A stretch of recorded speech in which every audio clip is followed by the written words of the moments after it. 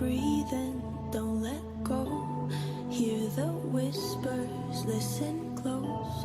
I know you've never strayed from the fold, but that's how freedom begins.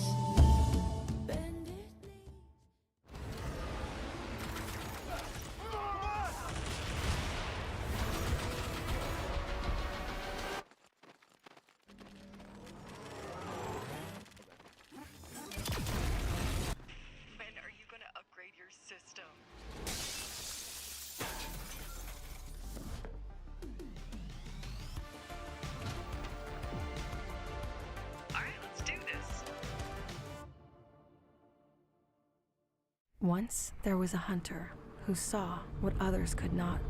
With a magic case in her backpack, she roamed with wild abandon into the great unknown. Her gaze inescapable, her reflexes lightning fast. When armies swarmed, she went through. With eyes open wide, hands steady, holding, watching, capturing everything in sight.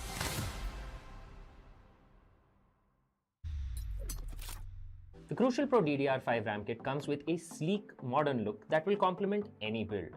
But aesthetics aside, it's the performance that really matters. So let's dive into it. The default JEDEC timings are 46, 45, 45, but it does come with 2 XMP and Expo settings for those looking for a little more performance. With XMP 3.0 Profile 1, you can push the speed up to 5600 megatransfers per second.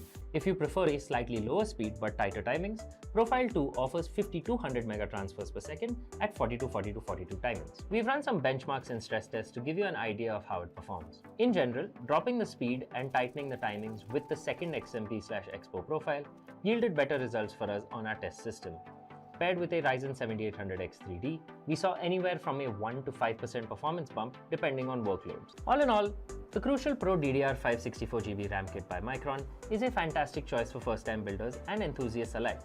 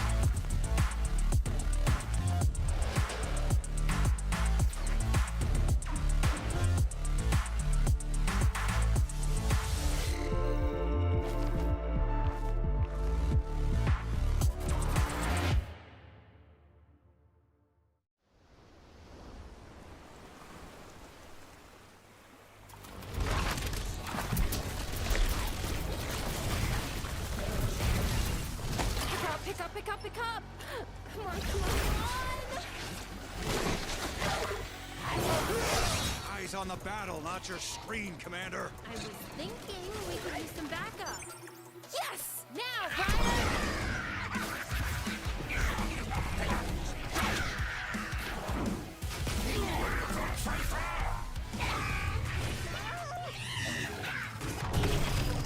Steal your pride, Wolf. The fish girl is winning. Woo!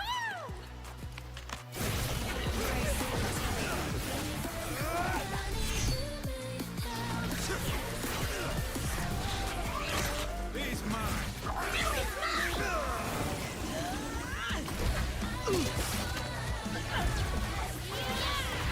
Not bad, little leader.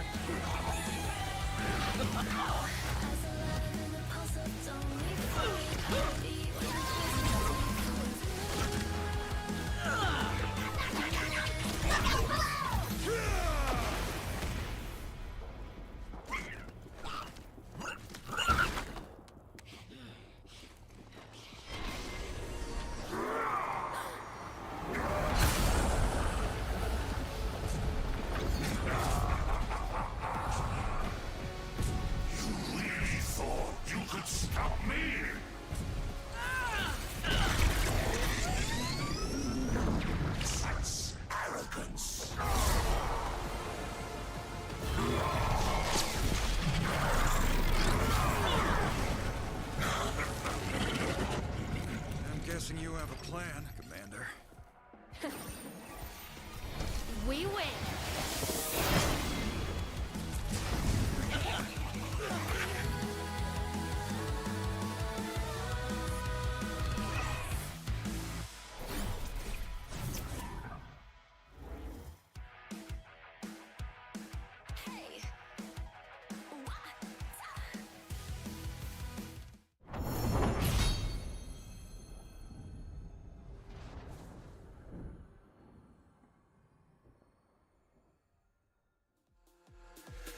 Rhythm of the night, set my heart on fire.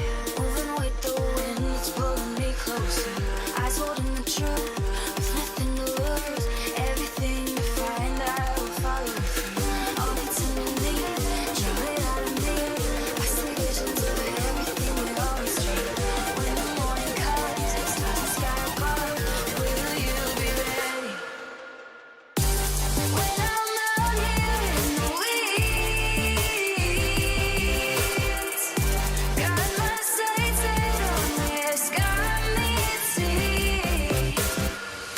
Always looking for a sign. I see it all on the horizon line.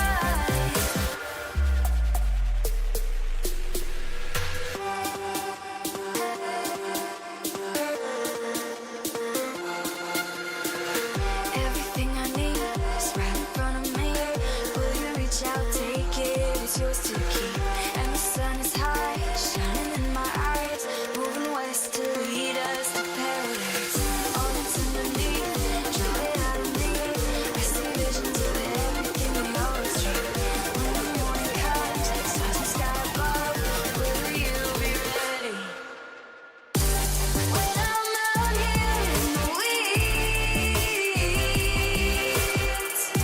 got my sights set on this, got me at sea. Always looking for a sign. I see it all on the horizon line.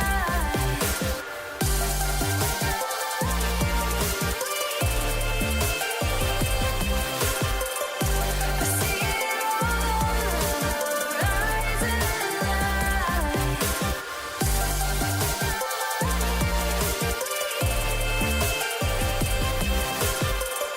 I see it all on the horizon line.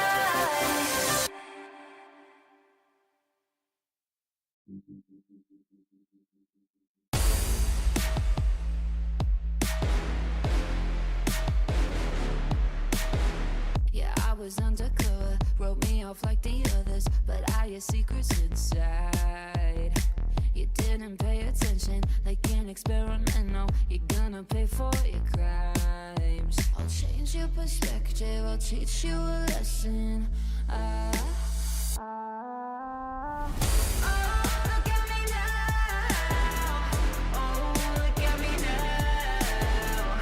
Try to take me down.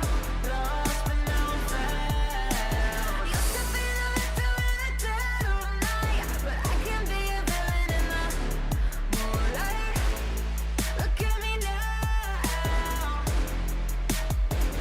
In the moonlight, I'll make it my mission. Oh yeah, I'll have you wishing you could go back in time to never test my limits. Nothing you say will fix it. I'm too out of my mind. You're riding high, but I've got you this time. Oh, look at me now. Oh, look at me now. Try to take me down. Lost but now found. Used to be the victim in the dead of night, but I can be a villain in the moonlight. Look at me now. In the moonlight, got you this time, got you this time. You can't hide. Pay for your crimes, baby, that's right. Got you this time, you can't hide.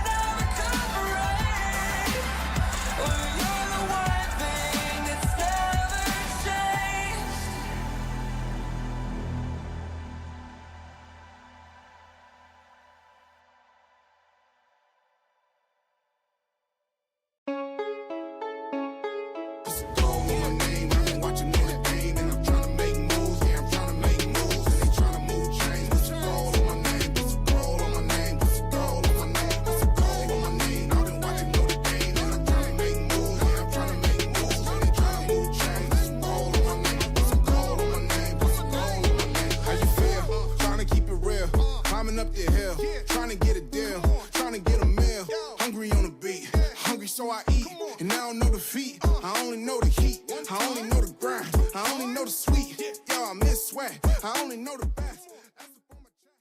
They want this, the foot show! Oh, yeah! How excited are you to see this match live right now?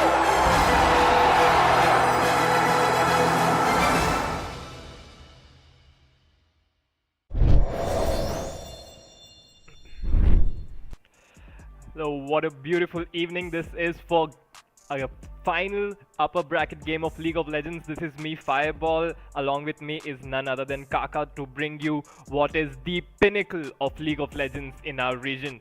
So as you know, this is Crucial Presents TEC Community Cup August Open powered by Zotac Gaming in association with Riot Games, and I'm just so excited to bring you this upper bracket finals between none other than Temple of Kings and Altar of Kings. Kaka, how are we feeling today?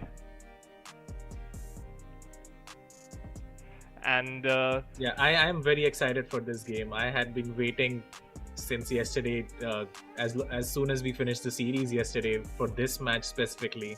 And these two teams, they are the top two teams, again, strongest teams as well in the last tournament. Unfortunately, could not meet in the later rounds, but now we are here in the winner bracket final, and yeah, I can't wait to see what unfolds today. yeah, so let's just go ahead and look at the tournament overview. We did have a stream yesterday, and which was between Washed EDX and Reign of Terror, and we did see Reign of Terror come up ahead 2-0 against Washed EDX right there. So today we will be dealing with the upper bracket finals, again between TOK and AOK. So reminding you guys again, this is the tournament overview, and we are playing for the massive 1 lakh rupee prize pool. So it's just so amazing to see such a great prize pool, which you know, motivates more players and just revives the scene of League of Legends in India. Yeah, and talking about the match today, whoever wins at least locks in the second place, which is of 30,000 rupees. So that just tells you how important today's matchup is. Winner locks in the 30,000 prize at least, and if they win in the finals, that's 50,000 rupees. Looking at the bracket yesterday, Washed EDX unfortunately lost to Reign of Terror, who were looking so good, and then they FF'd their the tournament, and Radiance have taken 2-0 series against them, because I mean, again, yeah, that is Reign of Terror interesting to see as well, defeated, yeah. because we did see Reign of Terror put out an massive performance, and it was like, it was not looking anything as if some issues were going on, but due to unforeseen circumstances, we unfortunately bid farewell to Reign of Terror, and the tournament comes to an unforeseen end.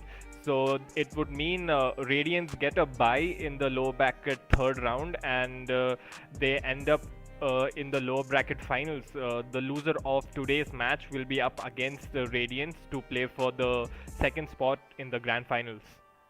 Yeah, and speaking about that, Radiance have now logged in at least 20,000 rupees for themselves, so which is pretty good. The top 3 teams have been decided. And talking about today's matchup again, TOK versus AOK, whoever wins gets into the grand finals, and whoever loses will have another chance tomorrow, and they will be facing up against Radiance for a spot in the final. I mean, we can just go on in length talking about these two teams, but before I do that, I remind our viewers, if you want to be a part of these tournaments in any capacity, if you want to be a player, a content creator, or just help the community out in any way by just posting a few memes, come over on our Discord server, like our Twitter page, and join us over on Facebook and Instagram as well. All of the links are available in the description box below, which is League of Legends in SA. So come here, we're building a great community, and make sure that you be a part of it. So getting that away, let's jump right into the draft of this first game. Yeah, champion select, and first ban is Xin Zhao. I think that's a very standard ban in this matchup specifically. Thorfinn is known to play the Xin Zhao in the mid lane, and this is very interesting. Syndra got buffed in this patch. Her ultimate has gotten some more power, and Catbot has been playing it as much as he can, taking Syndra into any matchup that he feels comfortable in, and so Syndra will get banned here as well. So Temple of Kings starting with a Xinjiao ban, following it up with a Senna ban. So we did see a lot of major changes coming out in Senna's kit as well. So it's no longer Lethality Senna. The go-to build right now is the full support build with the support items, and every single Q that Senna hits is like a mini Soraka ult. So it's like every 10 seconds a mini Soraka ult is just busted if you know how to play it well. So Temple of Kings do not want to be dealing with any of that monkey business, just taking away Senna from the map. Yeah, and Shuvo does play these enchanter supports pretty well, so I think that's a good ban against him specifically. Talking about Karthus ban against Black Infinity, you don't want to give him the Karthus and scale. He is one of the best farmers in the jungle that is currently present in the scene. And a Y ban as well, which is very surprising. But again, Infinity has a champ Ocean, so if you can try to ban the champions that you are uncomfortable playing against, but he will pull something off. On the flip side, Temple of Kings have banned the Nasus. I feel like Nasus is pretty strong right now. You can take 3 points on your E. That's a Draven first pick. Draven first pick. Okay. So Angel Slaughter's coming out guns blazing, trying to flex his muscles, and would be responded by the Misfortune pick as well. So both of them very strong dueling champions, but I don't think there is an ADC who can beat Draven 1v1 straight up. So, but Misfortune can come close with her love taps and the Q, and a very strong bottom lane already picked up by Altar of Kings in the Misfortune and Rel. Good engage. The Rel can hold the champions down with the infinite amount of CC that she possesses, and that just allows Misfortune to dump out her entire ultimate and deal tons of damage. So very good synergy. I'm very happy and very excited to see this bot lane. Yeah, and I was gonna speak about this. The Rel has been logged in. I think they could have picked their jungler instead and tried to counter with a support counter pick, because you have already seen the ADC, which is so strong in the Draven, and now the Rel will get countered by the Braum. So I think that's a very small miss from the side of Altar of Kings. They could have definitely logged in their jungle and waited to see what Temple of Kings were going to lock in for their support. And the Viego will get logged in as well. It's a very good blind pick. A great synergy with the Braum as well. Both the melee champions can stack up that passive pretty fast. So the draft so far looking good for Temple of Kings. I mean, yeah, Viego, one of the most comfortable picks for Black Infinity there as well. We do see he tends to solo carry games when he's on that Viego. Definitely a scary champion on a very, very scary player himself. So Black Infinity again would be looking to put his team on his back and just do what he does best. And Altar of Kings will reply with the Lilia on Ashley Crusher. Ashley Crusher does certainly have a mountain to climb against Black Infinity, but he'll be backing himself up with this quick and nimble Lilia in the jungle. Yeah, and Renekton ban coming off from the side of AOK. Pretty smart. You don't want to give Renekton to, well, Renekton top only. That's the full form of his IGN. Yeah. And I'm also expecting a Corki ban to come in as well against Akshaj. So let's see if they do decide to ban the Corki. But I like the bans coming out from Altar of Kings so far. Silas will get banned, surprisingly. You don't see any, well, not a lot of valuable ults so far coming out from the side of Temple of Kings. So let's see if maybe they're planning to pick the Aurora in the mid lane. I mean, that could be one of the reasons for them doing that. So waiting for the pick for the ban from the side of Altar of Kings, which would be the Malphite. Right, so Malphite ban just screams that Dead Corporal is looking to play one of those carry champions. Could be the Fiora, could be the Camille, but one of the bruiser, split pushing champions that he's known to play well. And Malphite is a good, I wouldn't say it's a good blind pick, but it's a good champion to pick into champions like Jace and all these champions that just stack a lot of AD. So good bans coming out from Altar of Kings. Vayne gets banned for some reason, so they are they have banned the top lane. Yeah, because the last time these two teams played against each other in the July Community Cup, we did see Dead Corporal just go absolutely insane on that win. Was the only reason that game went till 40 minutes, more than 40 minutes, because that guy had the most damage and he was just on one that day, and with that Vayne out of the way, Temple of Kings do not want to relive those memories.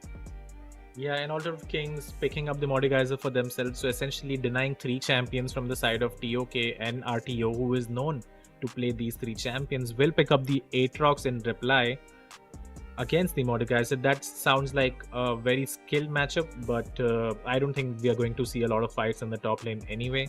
And for the mid lane, Hue has been locked in, and TOK has rounded out their comp very beautifully. A lot of damage coming out in the bottom lane, a lot of priority in the side lanes as well. And let's see what Thorfinn decides to lock as his last pick. I mean, yeah, very good rounded team composition coming out from the side of Temple of Kings. They have the poke, they have the range, they have the engage as well, and they have the raw damage. And there's a Naafiri. We don't see that champion all that much in pro play or in your solo queue games as well. Very few players know what they're doing when they're playing Naafiri, but let me tell you, if you know what you're doing on Naafiri, you're a very scary champion to go against. Yes, and Thorfinn is known to play these, he does play a lot of AD champions in the mid lane. The Xin Zhao, which is such a cheese pick. Even the Naafiri, you don't see her as often. The Akshan, which he played last time around but did not have the best of games. So yeah, I mean, although it is quite a unique pick because you don't see it a lot, but Thorfinn is known to play the Naafiri, and he will lock that in against the Hue. And they will lock down, make their comp as well. Quick reminder again, Lilia ult does not get progged when MF ult, so that's a good combination they have going around there. And both the teams have their champions logged in, and I can't pick which one is better. So good job to both of them for drafting beautifully. I mean, yeah, already you see the quality of the teams coming out by the draft that they have come up with. Both of the teams know each other so well. These 10 players, I think, are the top of the creamy layer of League of Legends in India. All of these names, like household names for League of Legends tournaments, Black Infinity, Angels Lotus, Kratos, Katrina Bot, Dead Corporal. I mean, Suvo for a long time as well is in the scene. So definitely very explosive game coming up ahead. So let's just go over these players real quick. How do you see RTO come up against Dead Corporal? So we do see RTO is the new member who comes up in this roster. They did win the Temple of Kings, reminding you, did win the previous edition of our tournament, and they won it with rock, paper, scissors on the top lane, but the Temple of Kings decided to drop him for RTO. So how do you think RTO is gonna come up against Dead Corporal? Yeah, I think it's going to be a fun matchup, especially considering if Dead Corporal plays well, Altar of Kings usually win. As we spoke about the Vayne game as well, he was the one who was getting the kills for the team and almost carried that game as well. So it really depends on how much RTO is willing to sacrifice in his lane and exert the pressure, because that is where Altar of Kings will be putting their focus on. So RTO will have to be a bit defensive and just be passive, try not to die, and do your work in the team fights, because Altar of Kings are very heavily top favored team when it comes to that. I mean, why shouldn't they be? Because Dead Corporal is one of the players who represented Team India in the Asian Games as well. So this guy is really, really good. Commenting on that thing that he should pretty well as well, actually. Yeah. He did get a few solo kills in the international stage while playing Jax against one of the better teams. So yeah, he is very talented when it comes to the 1v1, and yeah, it is kind of justified if you give him the resources. So RTO will have to be very careful in the top lane. I mean, yeah, but at the same time, you cannot just give away a free lane to the Mordekaiser and let him get to his items really quick. And RTO would be looking to cause some trouble for Dead Corporal at least. We just saw yesterday against Washed EDX, in both of the games, the top laner of Reign of Terror had a free lane, and we see what top laners can do when they're given a free lane. Like if you get 30, 40, even 50 CS ahead of your opposite laner in like 12, 13 minutes, it's just so hard for them to, counter that in team fights. Yeah, but then again, RTU does have one of the best junglers, if not the best jungler in the scene, with him in Black Infinity. So I don't think he will be too scared about this matchup as well. It is a skill matchup. Um, we have talked about Dead Corporal in length and how talented he is, but Black Infinity, on the other hand, can just exert that pressure for his top laner and can punish Dead Corporal if he's over aggressive, which did not happen yesterday in yesterday's games. If you remember. So I think Black Infinity will step up and will help his top laner out. I'm pretty excited about the bot lane though. The Draven Braum versus the Rel and MF, that's a very fun matchup. And I think with the playstyle that Kratos has, he's always, very ready to go in. Exactly. So I think we are going to see a lot of bloodshed in the bot lane. I mean, I think the Braum pick is there to counter exactly that from happening. It's definitely the kill potential more should be towards the Misfortune and Rel, so the Braum is there just to provide safety to Draven. Let the Draven, farm up his Adoration stacks, and then the team will be looking to just give him that fat cash out, and once that happens, Draven just starts snowballing real quick. So enough about all of that, let's just jump right into the game. And already at level 1 we see Temple of Kings going deep inside AOK's territory to get some vision. They will drop a ward onto the red buff, will spot out Ashley Crusher, and will get some information. And looking at AOK, Suvo is coming forward trying to put a ward down of his own, will be met by the Draven in the way. So not able to drop down the ward till now. So the vision advantage is still on the side of TOK.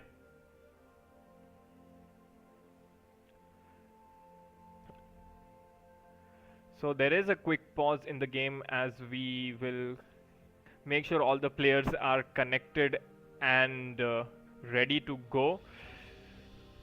Looking at the runes, we have standard runes going all over, the Conqueror on the Aatrox as well as the Mordekaiser. The Lilia going for the Conqueror as well, pretty standard against Black Infinity's Viego. The Comet on Hue will be available and ready to go with that poke damage, and Thorfinn on this Naafiri. Initially, Naafiri being a melee champion will be looking to just survive the lane against this Hue, but once she gets those hounds up and gets the pack unleashed, she will be looking to hard engage and trying to assassinate these squishy champions which are available on the side of Temple of Kings. Angel's Lotus will opt for the press the attack. We do see some Dravens go for the first strike damage as well, just because of how much gold it can generate, but this time Draven picking up press the attack. Same for the Misfortune, and Aftershock for the Rel, and the Braum going the Guardian way. So Guardian does provide a lot of security for this Draven, as we talked about earlier. Rel will be trying to engage onto this Draven and just get the Misfortune ahead as fast as she can, but the Braum is there to provide that security with his shield, with his disengage and all the CC that is available. So I'm pretty sure Angel's Lotus will be on his toes, and he'll be looking forward to get his Adoration stacks up and not die. Looking at the items quickly, we have standard starting items all around. The Naafiri smartly picks the Doran's shield because she has to deal with a lot of poke against this Hue.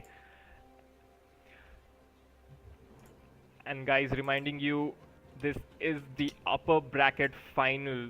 Temple of Kings versus Altar of Kings, the two best teams available in the scene of League of Legends in South Asia. So make sure you get your snacks up and be ready to enjoy. And Black Infinity would be trying to start on the bot side, and we do see the Lilia. Actually, she was spotted out on the top side of the jungle, so might be looking to switch up her jungle route. Usually Lilia starts on the Raptor camp most of the times, and maybe she will try to, change the camp that she starts with this time around, because Temple of Kings do have the vision on her. But Lilia does prefer to start the Raptors because she can clear it so fast, right? All the Yeah. big camps with multiple jungle monsters are cleared very fast by her Q.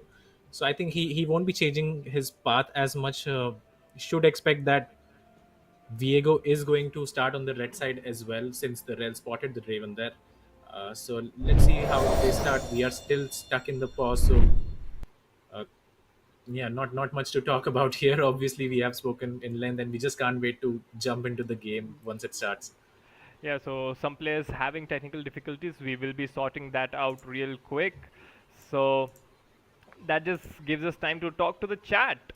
So I just want to see a quick vote on who do you think is going to win. We did see a poll go up, and a lot of you were favoring Temple of Kings. So definitely Temple of Kings the favorites coming up into this game. That's what the community feels as well. We had a Discord vote as well, and majority of the people voted for Temple of Kings right there. And so definitely Altar of Kings will be feeling that underdog energy, and Temple of Kings will be feeling all the pressure on themselves to perform as everyone expects them to. Yeah, and if AOK can win this first game, I think that will greatly boost their confidence as well, because they have performed well against TOK in the past, but they have not won against TOK, and those are very important things. So if they can perform here and get the victory as well, just get over the line, I think that's going to be such a huge confidence booster, and they will be looking strong in the game 2 as well, and potentially in the final. I mean, yeah, there are just certain things that you just have to come over that one fear, or I don't know, even know fear and thing in your way, and like once you cross that, it just unlocks your entire potential. So what do we know, maybe it just takes one best of series for Altar of Kings to overcome, and maybe they win against Temple of Kings, and we see a different kind of beast in Altar of Kings altogether. Not saying that they're not good already, they are easily the second best team in the scene right now, so they just have to cross this one small hurdle, and let's see if they can do One it big this hurdle. time around. I mean, one big hurdle, pretty big hurdle. Yeah, and I mean, speaking of which, who are you predicting to win in this one, TOK versus AOK? Obviously, the community has sided with TOK, as I mean, that's not surprising to anyone except for maybe AOK.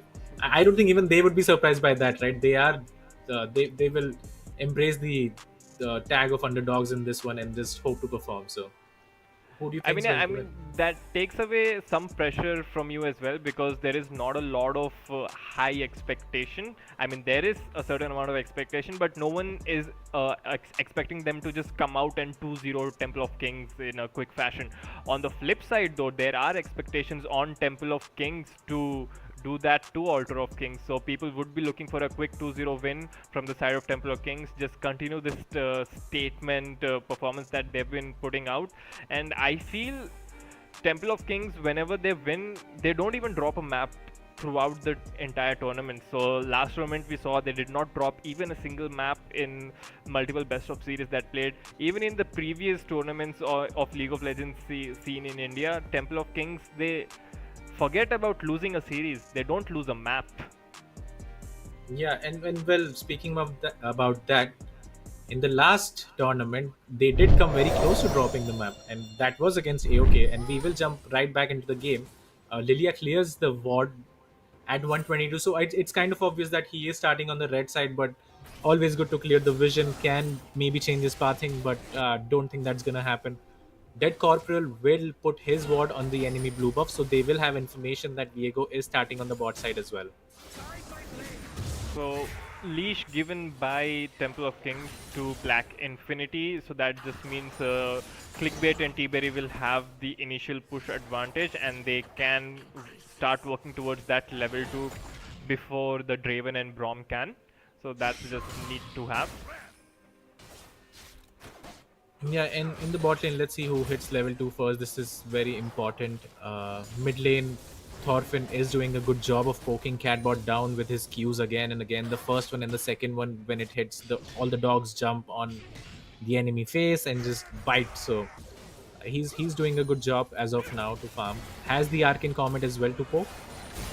Both of these guys. So a lot of trades going on in the mid lane. I mean, yeah, coming back to the bot lane, we did see Angels, Lotus and Kratos actually getting the push back with the Draven Axis, and they get level 2 before, so forcing T-Berry and Clickbait to the safety of their own turret. A big wave slowly building up from the side of Temple of Kings, and they will crash that one, and Draven will be looking to get a quick cheater recall, maybe get a longsword, or if he has enough, the Cult. In the top lane, we do see Black Infinity coming for a quick level 3 gank. He just full clears his bottom side, gets the wolves, and goes right up and forces a flash out of Dead Corporal. Yeah, so and he's gonna make his way to the top lane again. So Black Infinity comes back up. Dead Corporal not respecting that he does not have flash, channeling the root. The root will connect, and it is first blood by who else but Black Infinity. Yeah, and very well played by Black Infinity. Comes up the first time, burns the Mordekaiser flash, and then comes up again in the next 4 or 5 seconds. Dead Corporal not respecting that the jungler could be topside. Here an engage will be landing onto the Draven. The ignite takes away. Draven taking a lot of damage. Clickbait dealing a lot of damage, but the flashes follow up, and flash barrier will put Draven back to safety. So flash is being used by both Misfortune and the Rel, as well as both of the champions on the side of Temple of Kings, but that does not matter because we do see a dive coming in from HD Crusher, resulting in a double kill. So beautiful timing by the jungler of Altar of Kings, getting 2 kills for his team.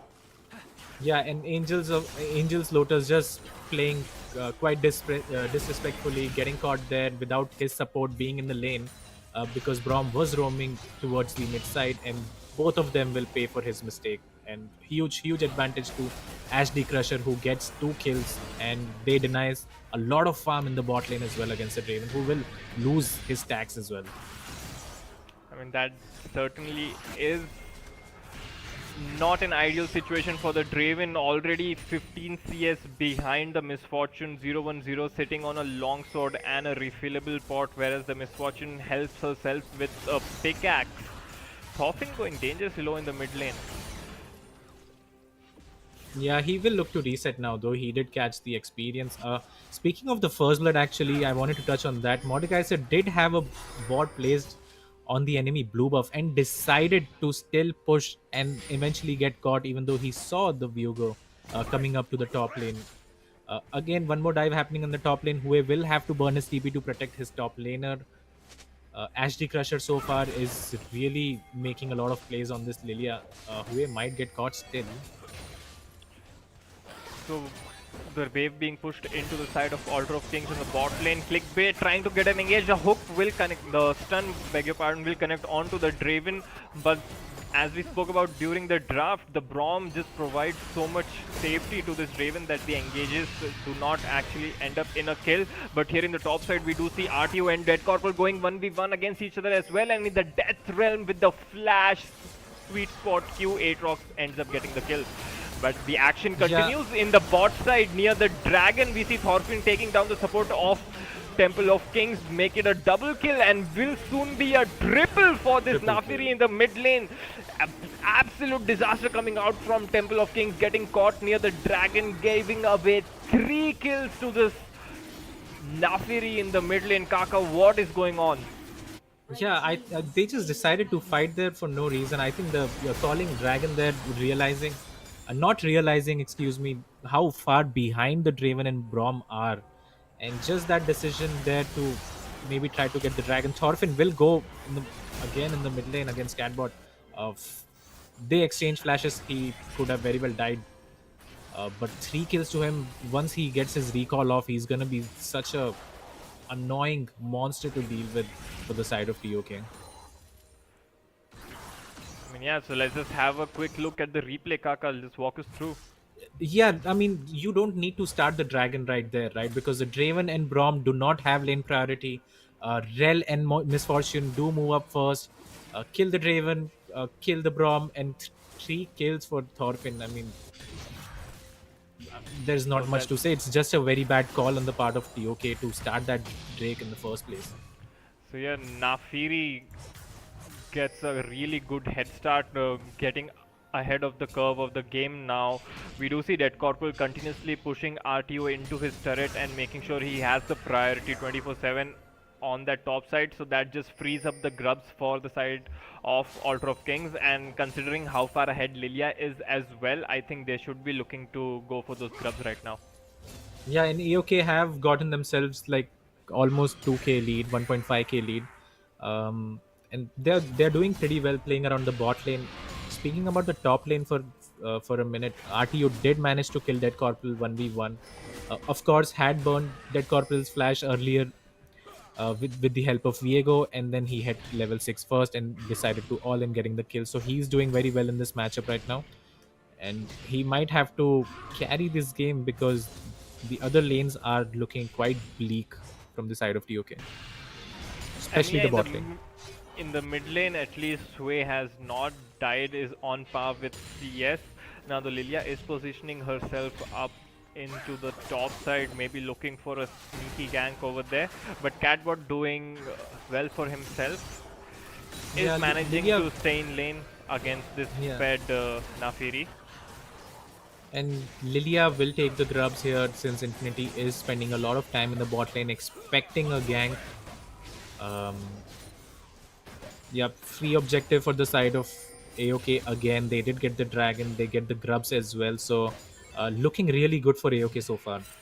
So yeah, early game going all in favor of Altar of Kings, and not so well for Temple of Kings.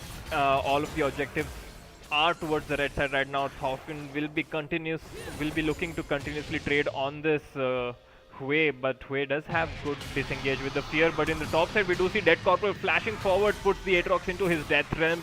They duel it out with the swords and clubs, but look who is waiting outside the death realm, the Lilia, and the sleep will connect, which will make sure Dead Corporal gets the kill. Yeah, and RTO steps up too far, does not have his flash up. Dead Corporal uses his flash to flash Q him, gets the ult down.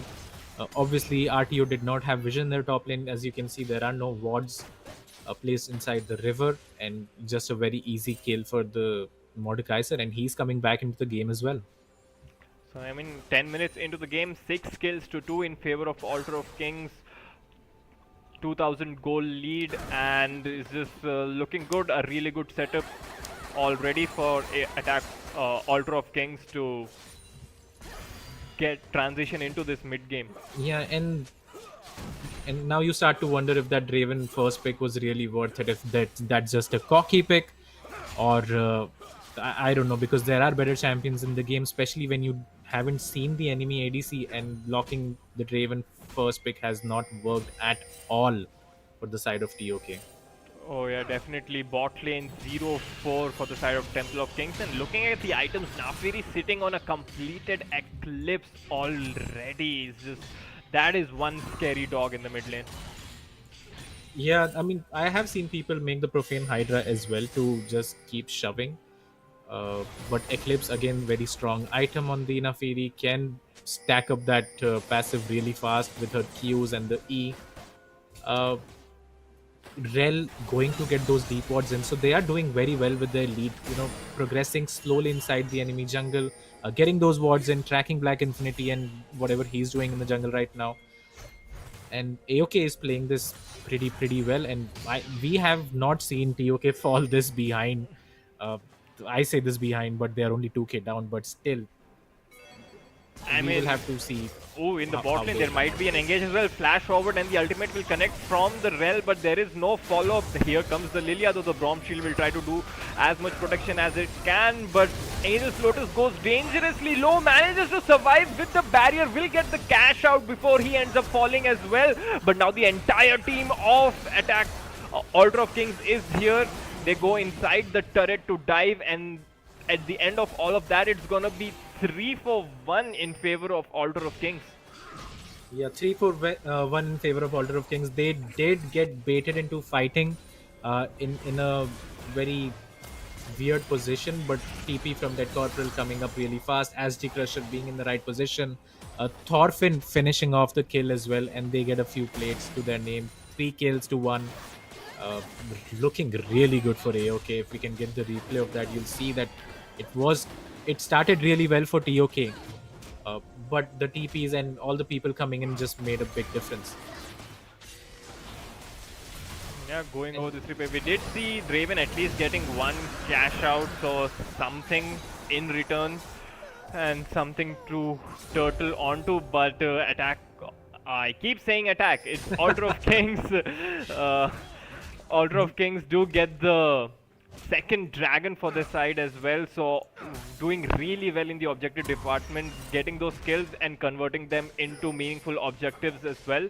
So Altar of Kings really looking good for them right now. Yeah, in 13 minutes they already have 2 dragons. By 23 minutes there will be the soul point as well. MF picks up the bloodthirster for herself, and these guys are just looking very strong right now. Obviously Draven does have the goal lead because of his passive, but MF not falling too far behind, and she will be the better champion in the team fights at least. So looking really good for AOK. The grubs are up as well. As D Crusher starts that, they will get 6 grubs, and they have taken every objective in this game so far. Oh my god, RTO getting bullied under his own turret, will be forced to back away, so that just means another free set of 3 grubs. But in the bot lane we do see TOK trying to engage as well, but Thorfinn is right there with his teleport to provide the re-engage from the side of AOK, and Thorfinn goes unstoppable right there as Kratos will go down yet again. Now the chase is on to this Draven to get that kill back. We see the Aatrox falls asleep, the W connects from the Lilia to get the kill there as well in the bot side. Angel's Lotus finally gets finished off, and the Mordekaiser taking down Black Infinity. So it's all falling apart for our reigning champions, Temple of Kings. 4 kills to 13 down first turret as well in any time. 600 gold picked up by Misfortune right there. So the grubs were picked up as well, and it's just horribly wrong for Temple of Kings. Yeah, and engage in the bot lane. T-Berry manages to survive. He did not have his flash, but he didn't get hit by anything because of the MF passive as well. And props to his spacing as well. Again, dodge the Braum ult. Nafiri very quick on the TP. Comes down, kills both of them. In the top side as well, RTO gets caught, gets slept, and finished off by HD Crusher. They also get grubs, 2 turrets, 4 kills. This game is looking really bad for TOK, and they will have to pray to the gods that AOK somehow mess this up, because they have a really good comp as well, and Draven is already scaling off because of how far behind he is. Yeah, definitely an absolute statement of a first game coming out from Altar of Kings right now. They're here to show up big time and flex their muscles. So they're positioning near the Rift Herald as of now. 3 members near the mid lane. Let's see if they decide to start that one up. I mean, they can just take any objective that they want. I don't think TOK is in any condition to contest any of the objectives. They will just have to turtle up, hope that AOK messes up, but AOK has come to play today. They are not giving TOK any space at all. I mean, yeah, definitely. So we do see some connectivity issues, and we will go into a quick pause. So just gives us some time to talk about the state of the game. Kaka, at 15 minutes, what are we looking at? We are looking at a 5,000 gold lead coming out from AOK. That's what we are looking at. This mid turret is very important for them to take, and once they get it, Thorfinn is just messing around, just dancing in the mid lane. That's how confident he is. He is very fed. 5-0 and 2, 500 gold shutdown is very close to his second item as well. And these guys are just looking very comfortable and very confident. I mean, yeah, it's gonna be short time before Thorfinn finishes his Profane Hydra as well. So CS numbers, the only saving grace that I'm seeing right now is Katrina bot in that mid lane. Who is 4 CS ahead but 5 kills down. I mean, he is 5 kills down of his counterpart, but let's see if he can come up big time. But if everything goes according to plan, I think we're looking at game 1 for Altar of Kings already. Yeah, and which is very surprising because Temple of Kings are usually the ones who get these early game leads. But again, beautiful play coming out from Ashley Crusher as well, just being in the right place in the right time in the bot lane, getting those 2 kills, Nafiri getting those 3 kills, and this game has just snowballed out of control uh, for TOK, and they will. I am not sure how they get back into the game. Maybe a Baron throw or something. Uh, but yeah, I think they should be looking to go to game 2 already and discussing what went wrong and how they can change this.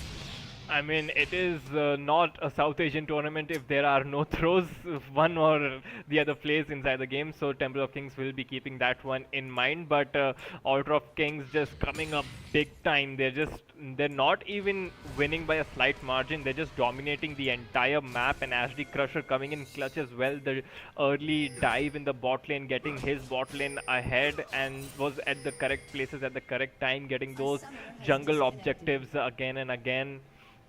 So Ashley Crusher we see a lot of disconnections coming out from both sides. Actually, 10 minutes almost of the pause timer has already been exhausted, and yeah, let's just hope that both of these teams can play without any interruptions. Speaking of the game, 33 seconds to the Cloud Drake, and that will be the soul as well. Pretty good for Nafiri, pretty good for the Mordekaiser. Actually, all of the champions from AOK have really good ultimates. Oh yeah, definitely move speed. The move speed helps as well for the Lilia, as if she was not fast enough. It will definitely help the Rel as well for her engages. And now it's just the matter of playing a clean game and closing this one out and take the 1-0 lead and position yourselves for a good game too. So they should play a textbook and not make any mistakes, and this should be a comfortable win coming out for Order of Kings. Yeah, and the game will resume again. Black Infinity is in the bottom side river, gets the Scuttle Crab, so I think you can call that an objective right now. Not a lot to farm in his own jungle. Ashley Crusher will get the blue buff, will share it with the MF, and I'm gonna guess maybe the Nafiri, and they are setting their sights onto that dragon.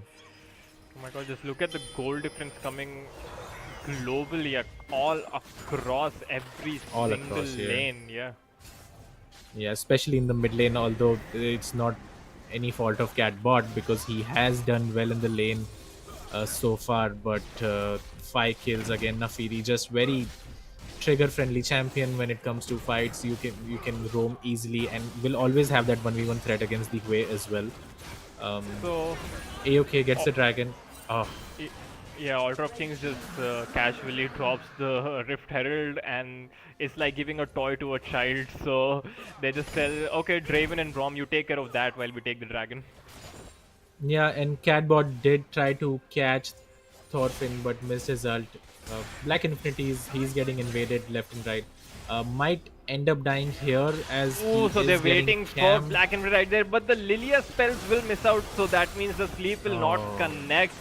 Maybe they just went too early. They could have waited for Infinity to actually start the buff. So slight misplay coming on, but the flash engage coming on by Suvo is amazing. This is what we were talking about. The synergy that comes out with the Rel and Misfortune just absolutely melts through the team of Temple of Kings. Now Dead Corporal casually tanking 2 turrets, and T-Berry is there to secure that kill as well. And Altar of Kings just annihilating Temple of Kings right there in the bottom side jungle. We really need to see the replay of that massive engage coming on by Suvo. Yeah, massive engage coming on from Suvo. Beautiful ultimate by T-Berry as well. Gets cancelled in the end, but it did not matter. A Dead Corporal ulting RTO, flashing inside the turret, by the way, and he still survives. T-Berry finishes off RTO, and this game is just looking really, really bad for TOK.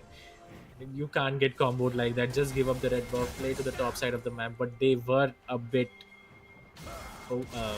greedy there to contest these jungle camps, and they pay for it with the ultimate prize.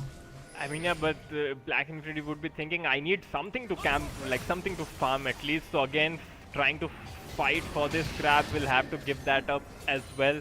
So Black Infinity falling really behind as well, and I think this is just Jover. This is I don't see how Temple of Kings can ever come back from this massive deficit when we know the quality of team that they're against as well. Ultra of Kings, I don't think they're the ones gonna throw away almost a 10,000 goal lead. No, and they will be looking to finish this game off in the next 5-6 minutes. Take the red buff, get the vision around Baron. That's the only objective that's up on the map. They should take the mid turret as well. I'm not sure if that's already down. I think that's already down. So yeah, just set up the Baron, take it. I don't think TOK is in any condition to fight for the Baron as well. And this game is done, right? They don't have TOK does not have the tools as well to come back unless Black Infinity can get those resets and team fight. But as it stands, they are not able to kill even a single person because of how well AOK has been putting up their ultimates and combo comboing. I mean, yeah, we did see the perfect example of that in the previous fight, and just off of that, they open up so much of the map, and they are positioning themselves near the Baron. Now, this is just so sad.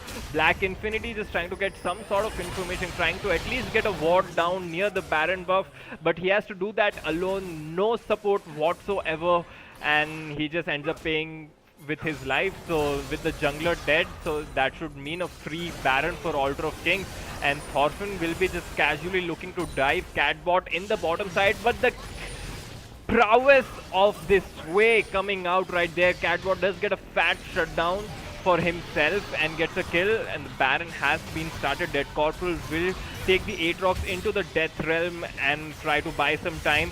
Now let's see what Altar of Kings decide to do, how they try to play this. They get off the Baron. Now the counter engage actually comes up from Temple of Kings. Another shutdown going on to the Sway right now, but Angel's Lotus trying to do as much as he can. The Aatrox in the background. Guys, you cannot ignore the Aatrox.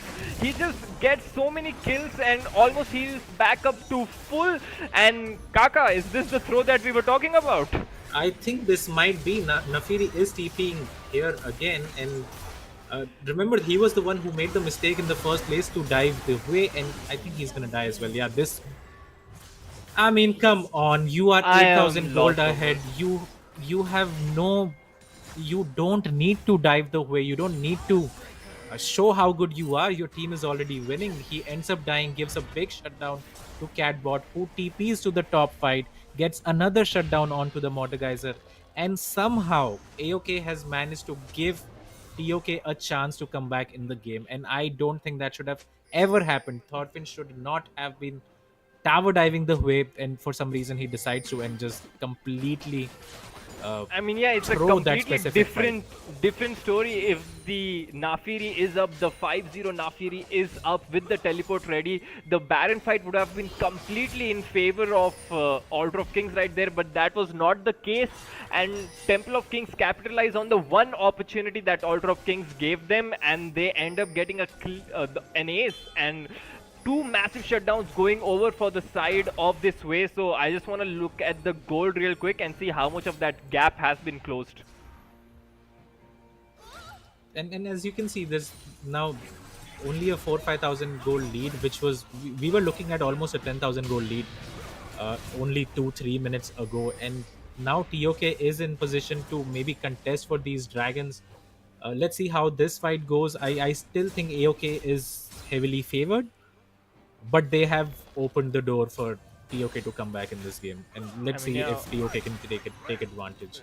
So this is sole point for Altar of Kings. Temple of Kings would not be looking to give this one up without a fight. They did get the inside route onto the dragon. Now Thorfinn actually getting caught with the way the slow will connect. The bronze stacks are right there. A good shield will protect his team on his back, but Thorfinn manages to escape. But a lot of resources being used there already. So flash from Thorfinn is down, but here comes Dead Corporal. He will ult up the Draven, I believe, and he will smash his head in inside the Death Realm. Continues to do so much damage, and with the Rel and the Misfortune combo, once again, Altar of Kings make sure that they do not throw another team fight. Yeah, nothing to look here, just business as usual. Not that Baron fight. What Baron fight? There was nothing like that. Mortgeyser again, Dead Corporal coming up with the big flank, takes the Draven out, and just wins the game for his team, hopefully. They do get the Dragon Soul, and they should now cleanly take the Baron off TOK and finish the game. I mean, yeah, so AOK give it and AOK take it away immediately. So Temple of Kings did have a sliver of hope after that Baron fight, and I think we're just back to square one. It's just looking bleak for Temple of Kings yet again.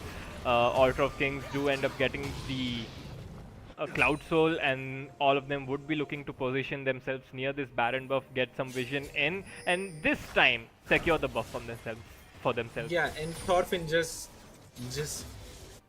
play cleanly. You don't need to be over aggressive. Just finish the game off. Take that one game, get that confidence boost, and come to the game 2. If they just play it well, and I'm not even asking for perfection here, I think AO can just close out this game in the next 5-6 minutes. So let's see how they set up for these. Baron Rel has placed her wards. They are contesting it as well. I mean, in the bot lane, we do see the Mordekaiser and the Aatrox going up against each other as well. RTO does have the teleport available. Dead Corporal does not. Yeah, and as of right now, it looks good. But again, same thing happened last time around where Thorfinn decided to dive and die. Let's hope Dead Corporal won't make the same mistake. And AOK will be able to take that Baron. Change the lane assignment. So the side lane has been given back to the Mordekaiser. RTO buddy, you do not want to be walking up into that. Now we do see Black Infinity being forced to flash away. Good has been flash engage coming on by the Rel, but we do see Thorfinn actually getting the engage onto Black Infinity in the backline, but somehow manages to survive as well, using his ultimate to escape. So a lot of resources being used for Black Infinity, who will survive. Now RTO taking down Dead Corporal once again, but that won't deter Altar of Kings to start this Baron up from themselves. The blue ward will get this some Baron vision. is going down pretty slowly though, and TOK might contest this. Thorfinn doing as much as he can to keep this Draven away, but the Draven is just bullying the Nafiri out. The red team will secure the smite, so no mishaps right there. Now comes the team fight. After that, Angel Lotus gets the kill onto Suvo, and there's another kill coming on to the side of Temple of Kings. So they end up taking down 2 members from AOK, and they end up losing 2 members of their own. And in the grand scheme of things, again, it's a 3-4-2, and 3 Baron buffs will be lost from the side of AOK. They don't need to make this so dirty. Mordekaiser again decides to dive the Aatrox and dies 1v1. Like we saw this 5 minutes ago when Nafiri did the same thing. He will TP behind them, and let's see if even the Nafiri and see if they can punish. They only get Braum for all of their efforts, so I don't think that's the end of the world for TOK right now. But as long as this game keeps going, TOK keeps getting that confidence that we might come back, and you don't want to do that as AOK. I mean, yeah, as long as this game stays live, the gold lead starts to matter less and less, because most of the core items would be completed on everyone. So let's see if Temple of Kings can keep that in the back of their head and turtle up even more, because we are seeing the damage that is being coming out from Catbot and even the Draven at this point. So we do see Altar of Kings are not playing team fights to perfection, so they will have some sort of doubt in the back of their heads, I'm pretty sure as well. Now we do see an engage onto Catbot. He does not have the flash. Why are you walking up so far ahead without a flash?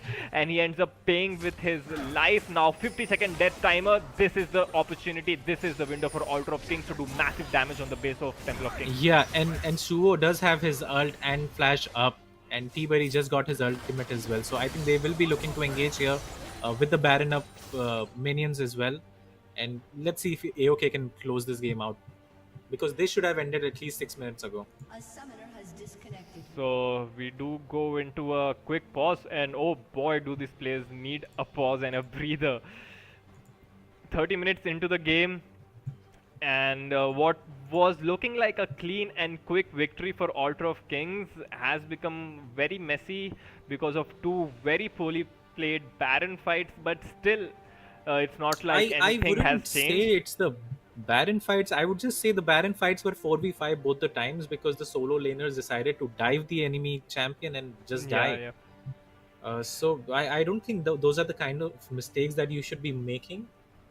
But again, T-Berry and Suo have been really dominant in the bot lane this game, so I think they will still be able to carry this game. Do have the Baron buff as well, so all is not lost for TOK as well, though, because they are getting those items. Draven has 2 items, is going to get the Infinity Edge as well. Akshaj already sitting on 3 items, has completed Horizon Focus, Seraph's Embrace, and Liantri's Torment. So TOK are, farming up and getting the tools to come back in the game. So AOK has to just hurry up and end this. I mean, definitely, and we have to talk about this rel. Suo has been at the core of every single team fight, and because of his engages, do AOK have such a massive lead of themselves. We did see a massive 3-man engage in the bottom side. We'd see an amazing engage in the top side jungle as well. So Suo being the silent carry for his team right now.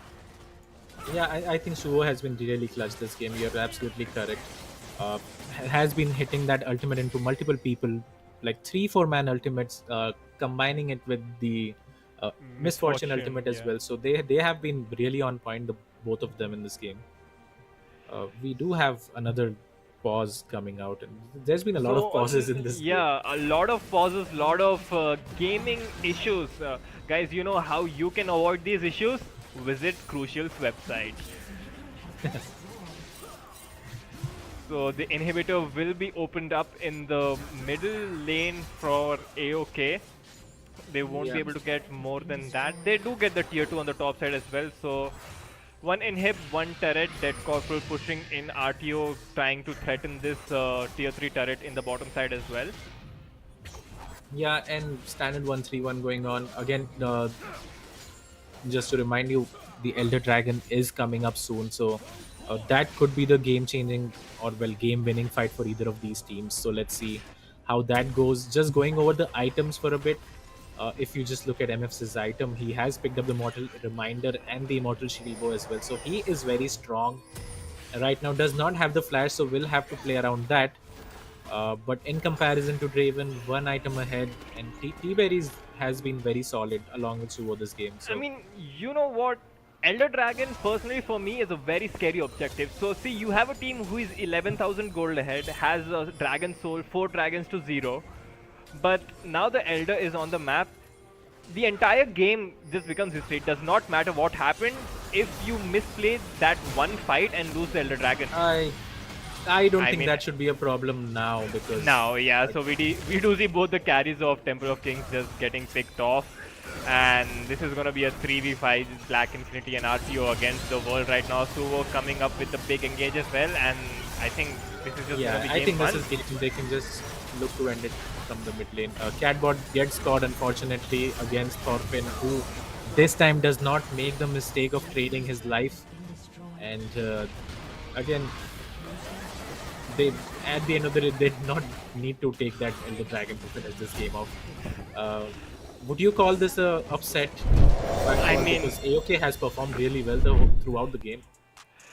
I mean, looking at the community predictions and my prediction as well, everyone was expecting Temple of Kings to come out ahead, but Altar of Kings absolutely annihilates Temple of Kings right now. It was a statement game coming out. I mean, they did have a few hiccups here and there, but still, they were always almost 8 to 12,000 gold ahead, and Altar of Kings reminding everyone why they are the other team in this region to be afraid of. So this time they do end up taking the first game, the most important first game, to build up that confidence and get that momentum up.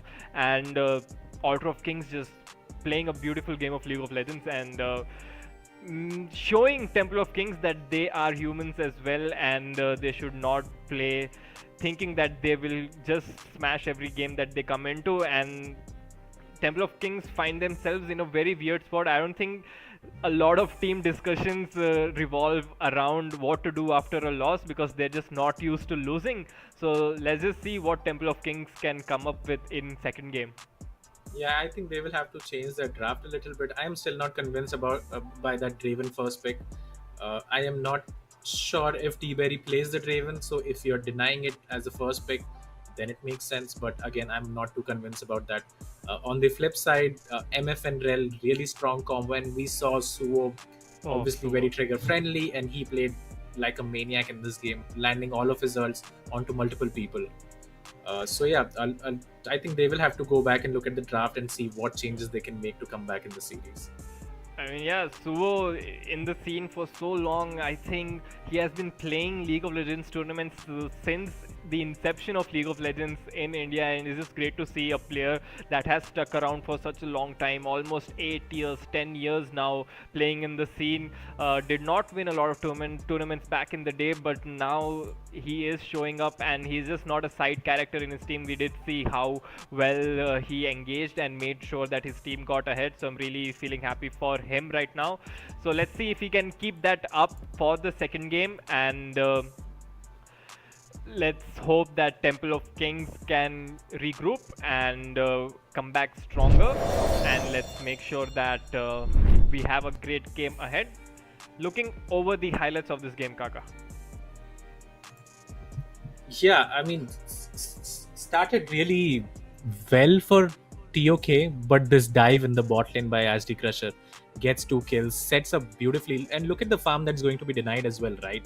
Draven and Braum were always against it. In the top lane, RTO got the solo kill after getting a gank for himself, and from here, I think this was just all downhill. Nafiri gets the 3 kills in the dragon fight, which was a very weird call. And it's all downhill from here for TOK. You see, they do not have priority in the mid lane. They do not have priority in the bot lane. I mean, they had some sort of priority in the bot lane, but Nafiri was already so far ahead and ended up getting there before the way, and that's where just things started to snowball. Yeah, exactly. And some saving grace for Draven. He got the shutdown there. But it did not matter much because of how far ahead Thorfinn found himself in this game, being really strong in the mid game. You keep seeing these combos, right? I think every team fight T-Berry managed to land his ultimate beautifully as well, combining with the Rel.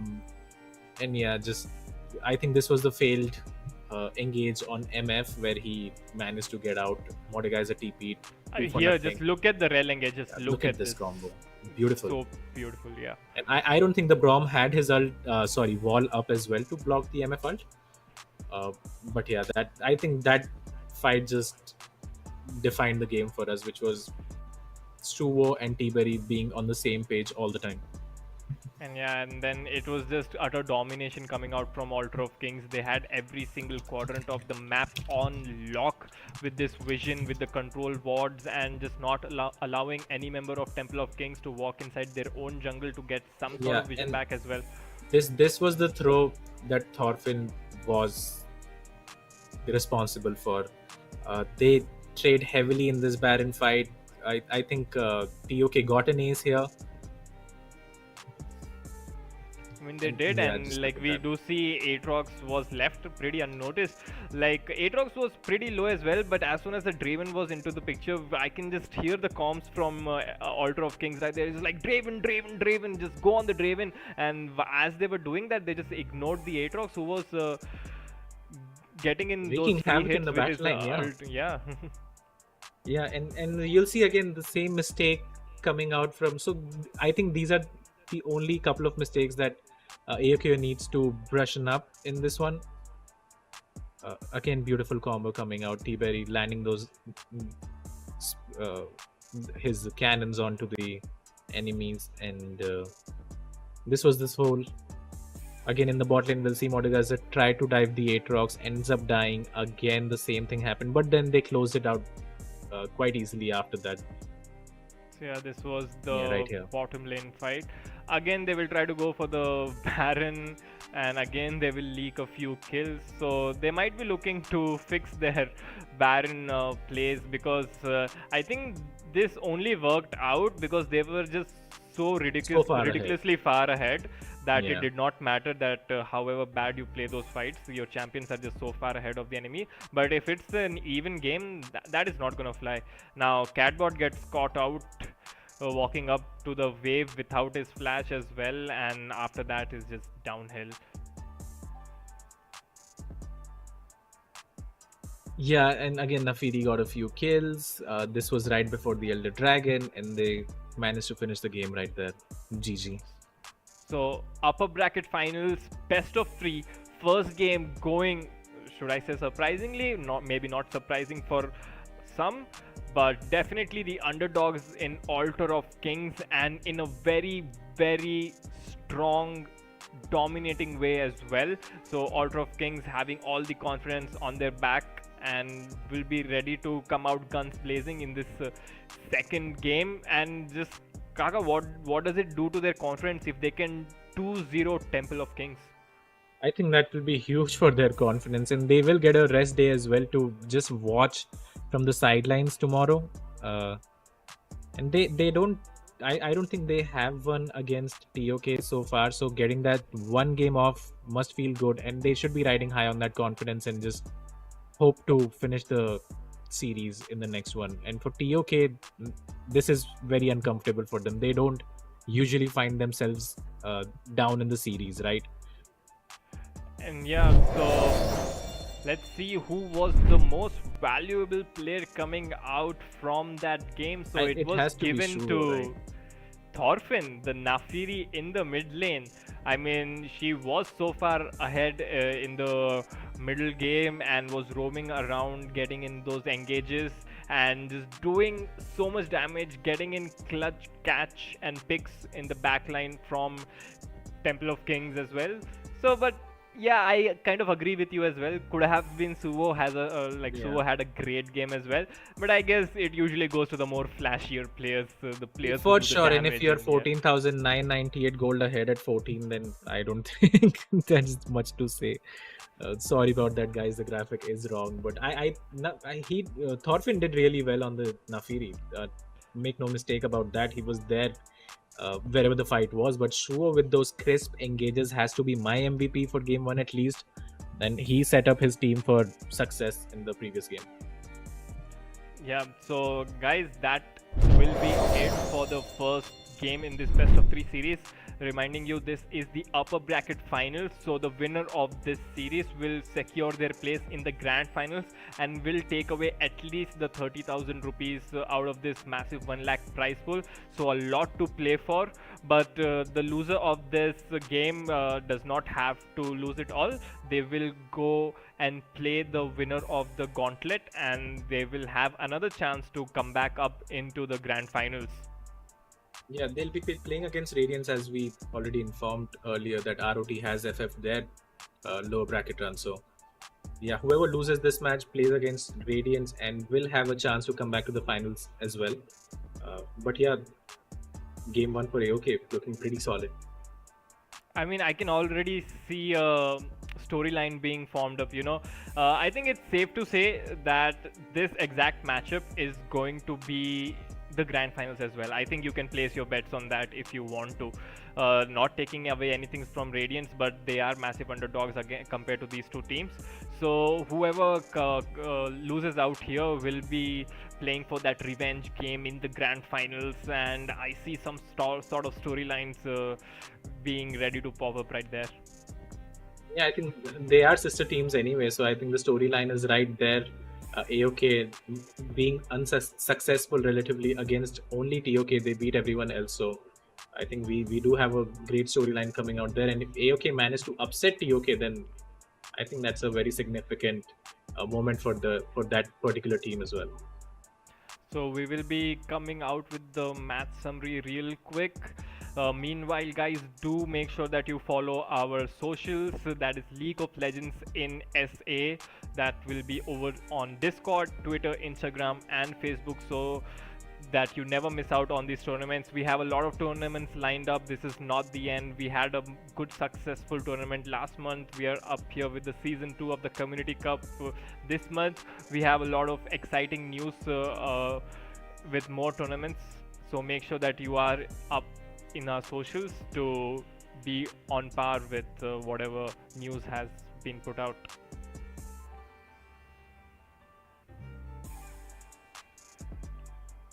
And looking for the summary as soon as that is available. Make sure that you check out our sponsor as well, so no tournament can be organized without backing of these very helpful sponsors. To make sure you check out Crucial's website, which will be on the description below, as well as the Zotac website, and we thank Riot Games as well for making all of this possible. So that will be it for game 1 of this upper bracket final. We will be back with game 2, and let's see what happens to attack the Altar of Kings take away the second game, or will Temple of Kings actually come back and make it a reverse sweep.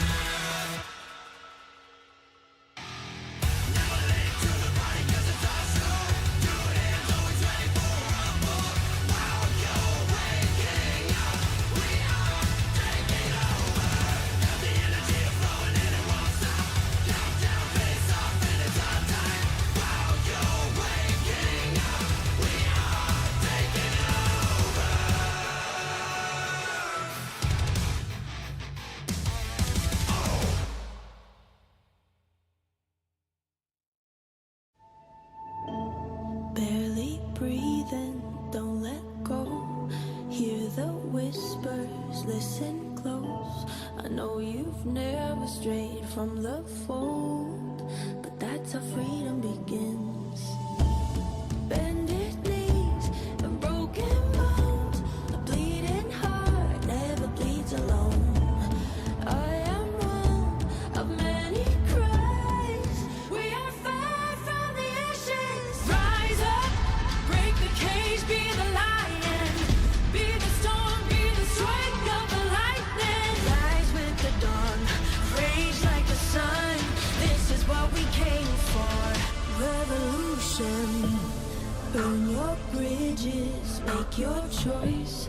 Fight your demons, raise your voice. They're only silent if we're making noise. So let the battle begin. Bended knees and broken bones, a bleeding heart never bleeds alone.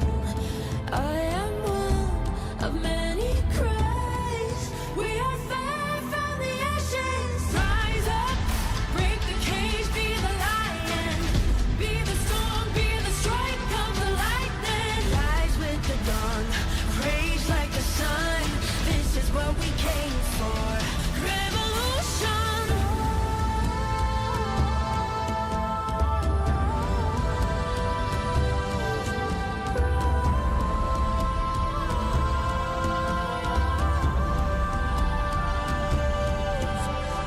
Rise up, break the cage, be the lion, be the storm, be the strike of the lightning. Rise with the dawn, rage like the sun.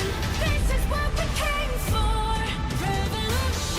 Rise up, break the cage, be the lion, be the storm, be the strike of the lightning. Rise with the dawn, rage like the sun. This is what we came for. Revolution.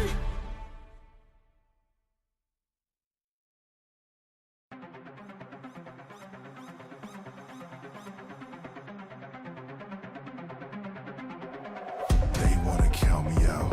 Next time pick a higher number. Next time you should run for cover. Next time let the giants slumber. They wanna keep me down. No amount of your words get humble.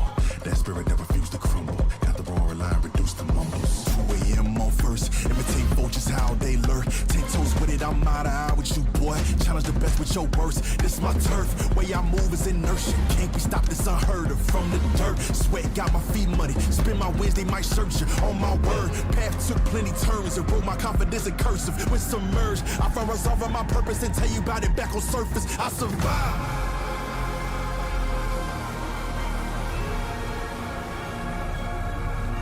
I survived.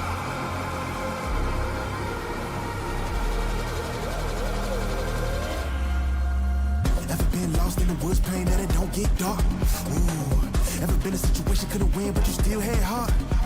Yeah, if you anything like me, evolve from chum to shark, the hunger starts to grow apart. You didn't know you had. It's like that. Flip the switch, turn it up, and I'm giving it gas. I lock it in all free. Adrenaline double my percent. Made a home in the unknown. I swear I never fear again. I got ice in my blood, big enough to down this shit. I don't care how bad it get. I got 10 toes down. Don't forget, I survived.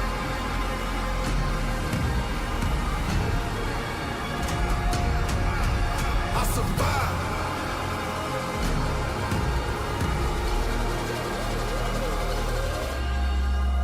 When you on the brink and you in too deep, when you feeling weak, when it's hard to breathe, you gon' take a knee? Never. You gon' keep it G forever. Stand up and face whatever. I'm built unique, I'm better than the hard times I seen. Crime scene, obscene, face the ugly, cover up like Maybelline. Had uncertainty and urgency, cut from me like surgery. Formed again more sturdily. Personally, I don't see nobody stopping me. I don't see nobody topping me. I don't see nobody honestly. I run you over if that's what it's gotta be.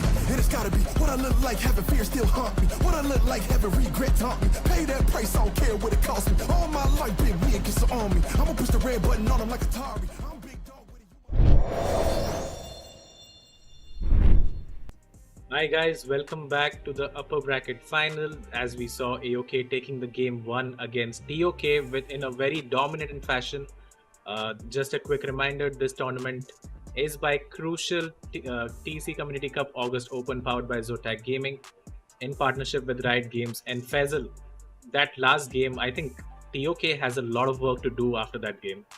I mean, yeah, let's just jump into the match summary and take a look at what unfolded. And to the surprise of many and maybe not a few, Altar of Kings coming out really, really dominant throughout the early to mid game, and they were just dominating over every single lane and all across the map as well. We do see Temple of Kings getting only a single tower. I don't think I've ever seen Temple of Kings lose a match Struggle so hard, so badly. Yeah, and being 14,000 gold behind, I mean, of course, the timer says 3140, but this game could have very well ended around the 25 minutes mark if not for AOK's little mishaps. But they close out the game, and this was a very one-sided dominant game coming out from AOK, and they will be feeling very comfortable going into game 2 against the defending champions. Right, you look at the objectives as well. Temple of Kings just not getting anything over the map, and just struggling all around. So I'm pretty sure Temple of Kings would have had the difficult conversation, and would the voices of reason in Black Infinity and Catbot, who are their core members, will be trying to cheer their teams back up and make sure that they come up strong. They forget about the game one entirely and don't have any sort of mental block, and try to come back in this second game and maybe take it to the third game, which we have not seen in a long time. Yeah, we haven't, and AOK is still undefeated in the tournament. TOK had gone undefeated in the last tournament. Do lose this one game, and I'm pretty excited for this series again. If TOK do manage to come back, we'll have that game 3, and this is just a preview of the finals in what I feel like, because I'm pretty confident to say these two teams will be meeting again in the finals. Obviously, Radiance can shake the whole narrative up and decide to be in the finals as well if they do win tomorrow, and I mean, and we will be jumping into the champ select pretty soon. Radiance do have a massive mountain to climb if they have to overcome one of these teams in the lower bracket finals, but there is a reason that they're in the lower bracket finals as well, so nothing to write off there. But before we talk about the lower finals, we have to get done with this series as well. And Kaka, I have a feeling we are getting a game 3. I'm sure this is not what all the players have in store for us. I think Temple of Kings will be coming out guns blazing and will be trying to dominate Altar of Kings in the way that they got dominated in game 1. Yeah, TOK did not really get to show themselves in the game that AOK just smashed them in, and let's see, maybe Altar of Kings have found out how to counter TOK, and maybe they will get the 2-0 against the defending champions, and we'll be jumping into champ select and take it over Faisal again. Syndra ban. So this time Altar of Kings will be over the blue side and Temple of Kings will be starting on the red side. That means Altar of Kings have the first pick, whereas Temple of Kings will have the counter pick available for themselves. So I think a lot of bans will be focused from Temple of Kings on these strong first pick champions that they do not want to be playing against, and already we see a change in the banning phase. They take away the Misfortune, which was first picked by the side of Altar of Kings in the last game, so making sure that that does not happen again. Yeah, and already a change coming in, as you said. MF gets banned, Lucian gets banned from the side of Altar of Kings. They haven't changed a lot, still keeping up with the Karthus and Syndra, but Y has been left. And from Temple of Kings, they just decided we don't want to play against the Rel or MF right now, so just, take whatever you want. We don't want to give you these champions. And this first pick will be very interesting. Maybe they decide to pick the Draven again. I mean, the Lilia, why not? We saw how Ashley Crusher was coming up clutch with this Lilia plays, and he got his team ahead and was always in the right positions at the right times, coming up clutch with his sleep of the AoE ultimate as well. So Ashley Crusher feeling pretty confident on that Lilia. That's what Altar of Kings decide to go with as their first pick. Yeah, and he has looked very comfortable on the Lilia, so I think that's a great first pick. Black Infinity does play the Lilia himself, so sort of denying it from the side of Temple of Kings as well, who will pick Kaisa as their first pick. And let's see if Black Infinity decides to lock in his jungle. Rengar is up if he wants to play that. His Rengar is one of the best that I have seen. So let's see if they decide to go for comfort picks. I mean, Kindred. goes for the Kindred. We have not seen this champion in a long time, a hard carry champion. So Black Infinity is like, hold up guys, I got this. So trusting and backing himself up, he's going to be looking to invade into the enemy jungler, trying to get those marks up. And Kindred, if ahead, is I think one of the strongest junglers in the game right now. So really excited to see what Black Infinity can do on this Kindred. And we see a Samira being locked in for the side of Altar of Kings. Yeah, and I'm pretty intrigued by what Suo's going to pick. Maybe he goes for the Leona, who has a great synergy with the Samira. So does Rel, but Rel is obviously banned. I don't think I have seen Samira in a long time. So they are going for that kill lane in the bottom, and he locks in the Nautilus. Leona could be a good pick. I would like to see the Braum come out again, honestly. Yeah, against the Nautilus, Braum not a bad shout, and considering you have the range of Kindred and the Kaisa, you can get those stacks up pretty quick, but they end up locking the Leona. So Leona and Kaisa in itself a very, very strong lane as well. So explosive bottom lanes coming out from both of the teams. The kills are gonna be make or break. I think the pressure of kills is gonna be on the side of the Samira. She needs those early kills to just start going all around. Whereas Kaisa can afford the luxury of playing a more passive lane and get to her items and just carry out from the mid game. Yeah, and I would have liked to see the Renekton getting picked as third pick instead of the Leona. So because maybe you can pick some other champion to counter the Nautilus. But yeah, let's see. Renekton again gets banned. Mordekaiser, they are just banning the champions that AOK had picked in the last game. Mordekaiser, Rel, MF, all of them are not going to just going to see the ban phase. So let's see what the fourth ban is if Altar of Kings decide to just ban out the same champions as well. Definitely. So Nasus being carried over from the previous ban phase as well, and the final ban from the side of Altar of Kings. Let's see what they do not want to be playing against. It should be a top laner, and it is in the Aatrox. So another comfort pick taken away from RTO. Let's see what he has and the Malphite has been left open this time around. So let's see if RTO decides to pick that up. He is hovering over that on. Dead Corporal will be very happy to pick up the set against the On or Fiora to counter him. Definitely. Let's see what DC has in his pocket. I am expecting this to be the top lane pick right now, as the mid laners from both the sides have not been picked up yet. Just yeah, and it's a very slow pick phase going on here. They're really taking their time, thinking about the picks, and they end up with the Gwen. Yeah, so the Gwen has a good matchup into the On, will outscale the On in the 1v1, but then On is really good in the team fights. So that's how Temple of Kings have decided, and they have gone back and decided that they were lacking in the team fight. In the mid lane, let's see what comes out. Again, with Thorfinn, you never know what he's going to pick. I mean, with the Gwen, it opens up the opportunity for mid laners to go for the AD champions, but this time it's gonna be the Ahri. So already so much pick potential from the side of Altar of Kings, from the Charm, from the Nautilus hooks, from the Lilia ultimate. So already looking for a pick sort of a fighting style from Altar of Kings.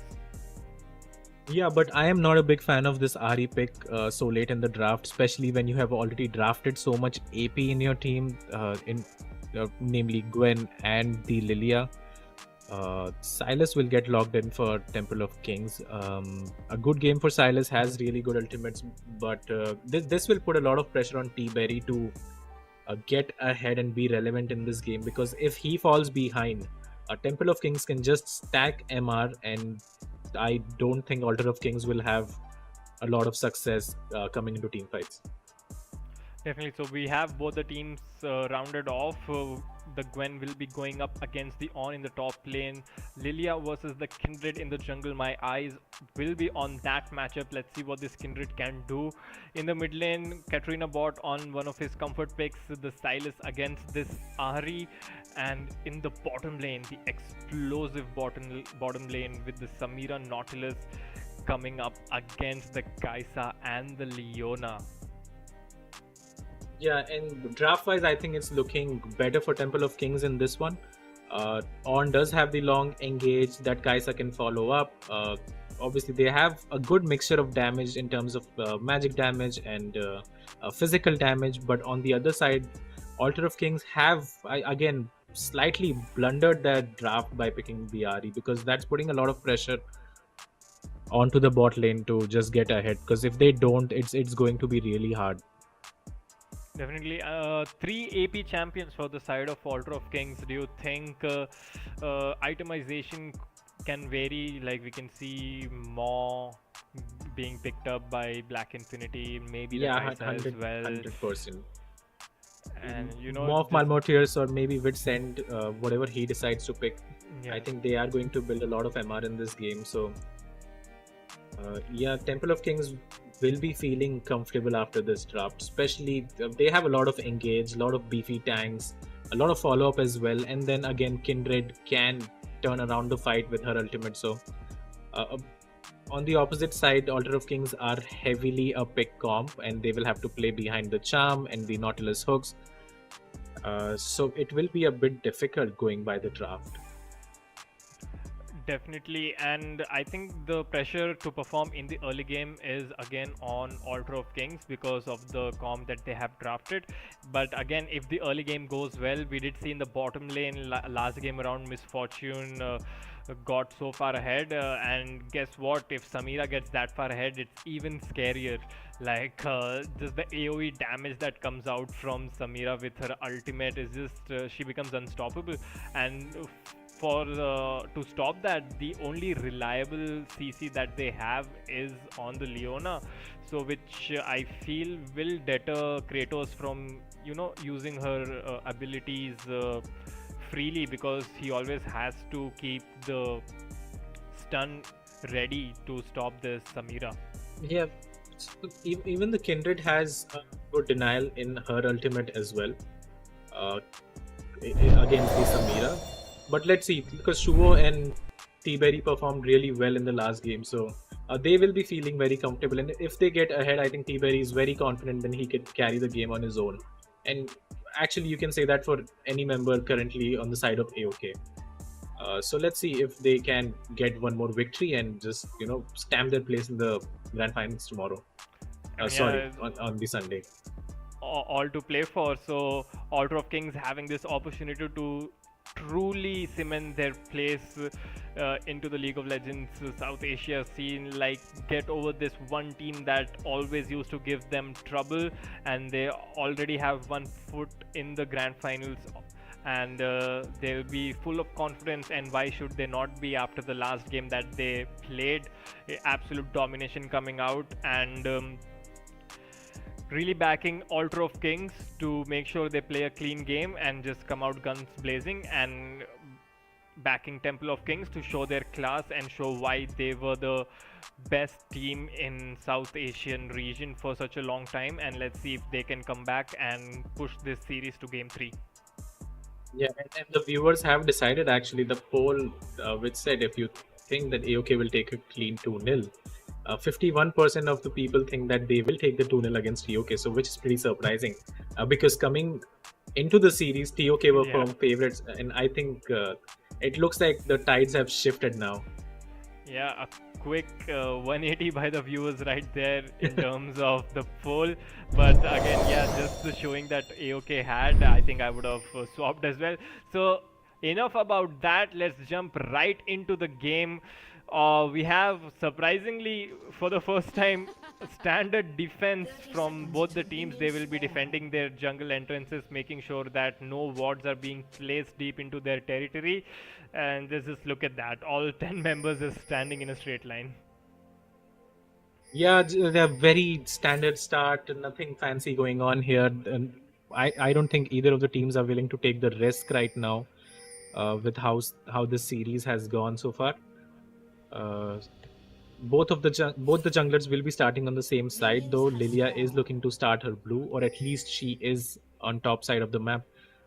As we discussed, again, there will be a lot of action in the bot lane, and with the jungle pathing looking as it is right now, I think both the junglers will try to get priority in the bot lane as well. So Thorfinn will end up putting a late ward near the Raptors in the jungle of Black Infinity. Will get chunked a little bit for that, but has a good trade back. So I think they can track Black Infinity's movements pretty well because of that ward. Yeah, they know where the junglers are starting. And Catbot and Thorfinn again trade very evenly. Catbot goes in again, proccing his passive, getting that extra auto down, and very heavy trades in the mid lane. I mean, yeah, he does end up getting the better engage, but just because he is melee, Thorfinn ends up trading with auto attacks and make sure that there's not a big difference. Now level 2 from Catbot, the stuns will connect with the chains, and first blood solo kill coming on in the mid lane by Catbot. Yeah, Catbot decided none of that passive champions. Chuck that. I am going to play this Silas, kill you at level 2, and let's see what you're gonna do about it. Thorfinn should have flashed the E, decided to try to sidestep it for some reason. Again, he saw Catbot getting level 2 first. Underestimated Catbot's damage and pace for it with his life. And look at Catbot, he's such a tryhard. He's gonna go back, get that null magic mantle, and come back into the lane. To have a really comfortable time. I think Mercury Treads Rush is the play for the Silas right now. It frees him with the move speed as well to get those roams off and just deny so much damage from AOK. Yeah, so I mean, looking very good for TOK so far. Even in the top lane, RTO is trading very well, keeping up in the farm as well. I think he started pots, or maybe his passive just got denied by Dead Corporal, because he was making something there, and we go into a pause once again.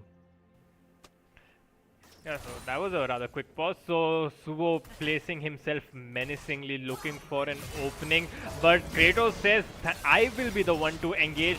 Goes on to this Nautilus. Yeah. The return hook will miss, but guess who is here? Ash the Crusher on this Lilia. Flash engaged by Suvo will make sure Angel's Lotus gets rooted for a brief period, but Black Infinity is here for the counter engage as well, and the Ignite is ticking on to the Kaisa, but this is looking grim for Suvo. Flash forward by Black Infinity, and Angel's Lotus will make sure they get the kill, but a good re-engage coming on from the Leona as well, forcing the flash and the cleanse from T-Berry. So beautiful play coming out from Temple of Kings to deny that gank from Ash the Crusher. Yeah, and beautiful counter gank. Black Infinity is looking to get that Scuttle Crab for the mark, but does not have his smite up. Will lose it and dies for it. No, like trying to greed for the mark as well, and ends up getting a kill to this Kaisa. So we do see the Kindred being a double-edged sword there. People tend to get baited with those. Okay, what happened right there? For those marks. But in the top lane, Dead Corporal going dangerously low as well. Flash forward from RTO, but the head bash will miss. So misplay coming out. Flashes traded. Dead Corporal did burn his ghost to escape, and just escaped with sliver of his HP. Yeah, and somehow Catbot has managed to survive as well, so props to him. He was putting up a freeze in the mid lane, and that's why he did not want to contest the crab.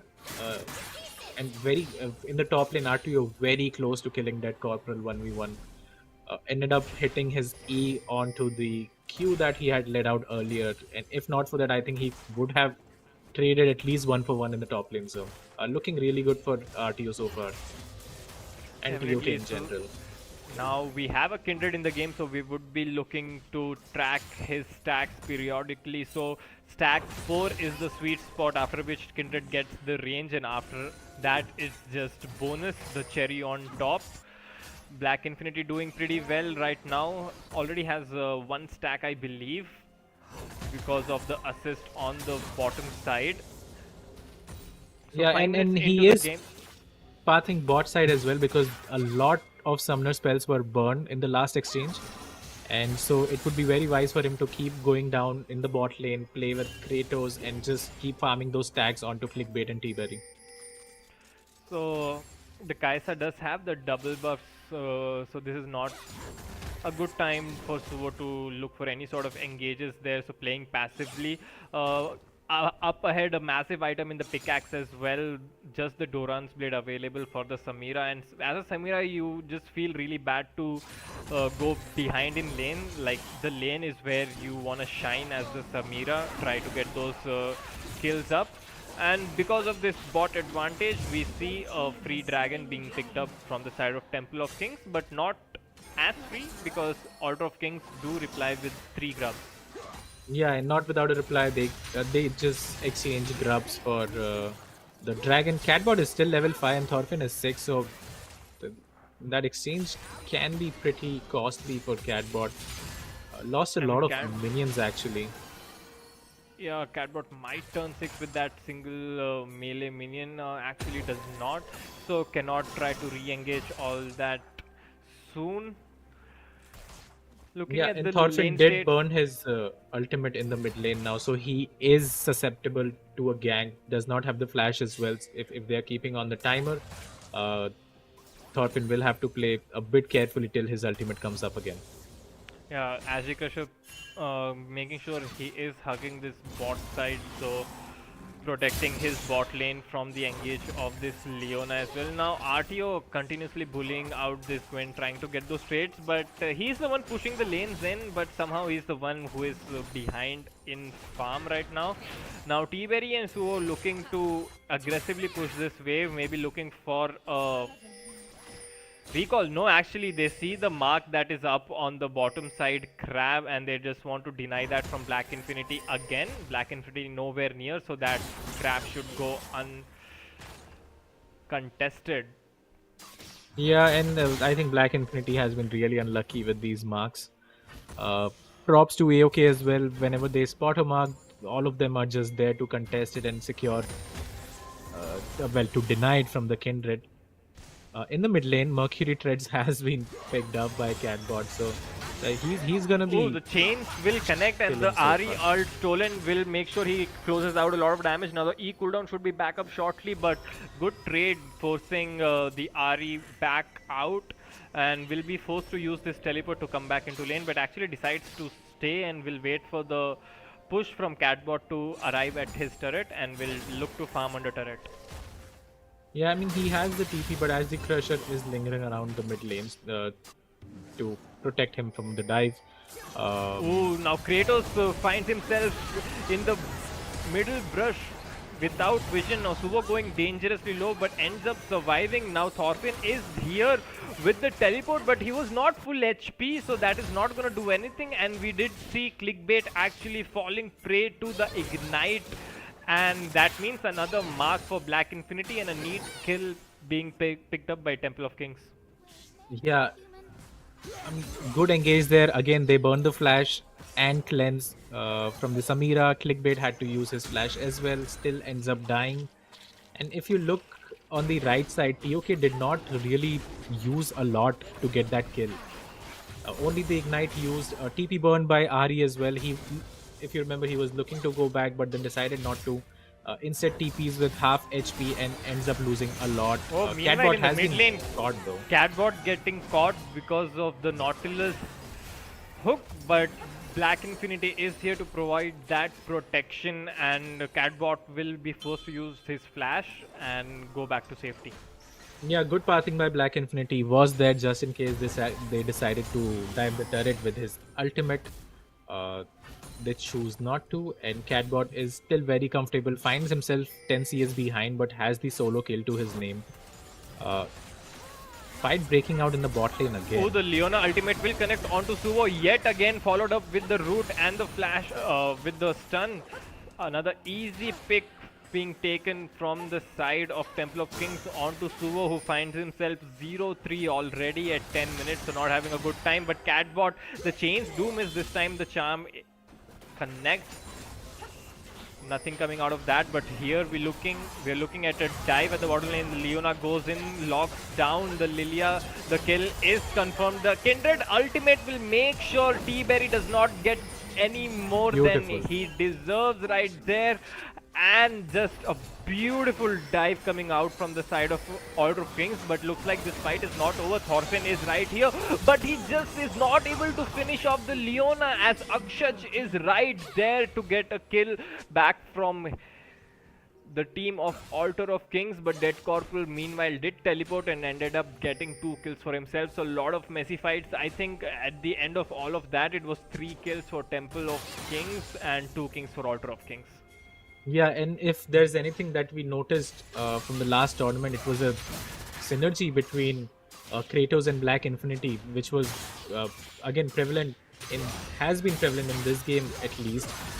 Black Infinity keeps visiting that bot lane, keeps shutting out the Samira, who again, remember, has to get ahead, because if she falls behind, there's a lot of magic damage on the side of AOK, and it will be very easy for TOK to itemize against that, which they already have. A lot of Merc Threads picked up. In the top lane, you can see Negatron and Spectre's Cowl picked up for the Oh, the Dragon being started with only the 2 members of Temple of Kings. The Catbot does not have his teleport available. The Samira ultimate not being able to take down the Kindred there as well. Now, just because they are so far ahead in the bottom lane, it ends up in a double kill for this Kaisa. The sleep will not land onto the Kaisa. The ultimate still available now. Angel's Lotus is going ham in this team fight. Gets the 3rd kill for himself as well. And Black Infinity will secure the dragon.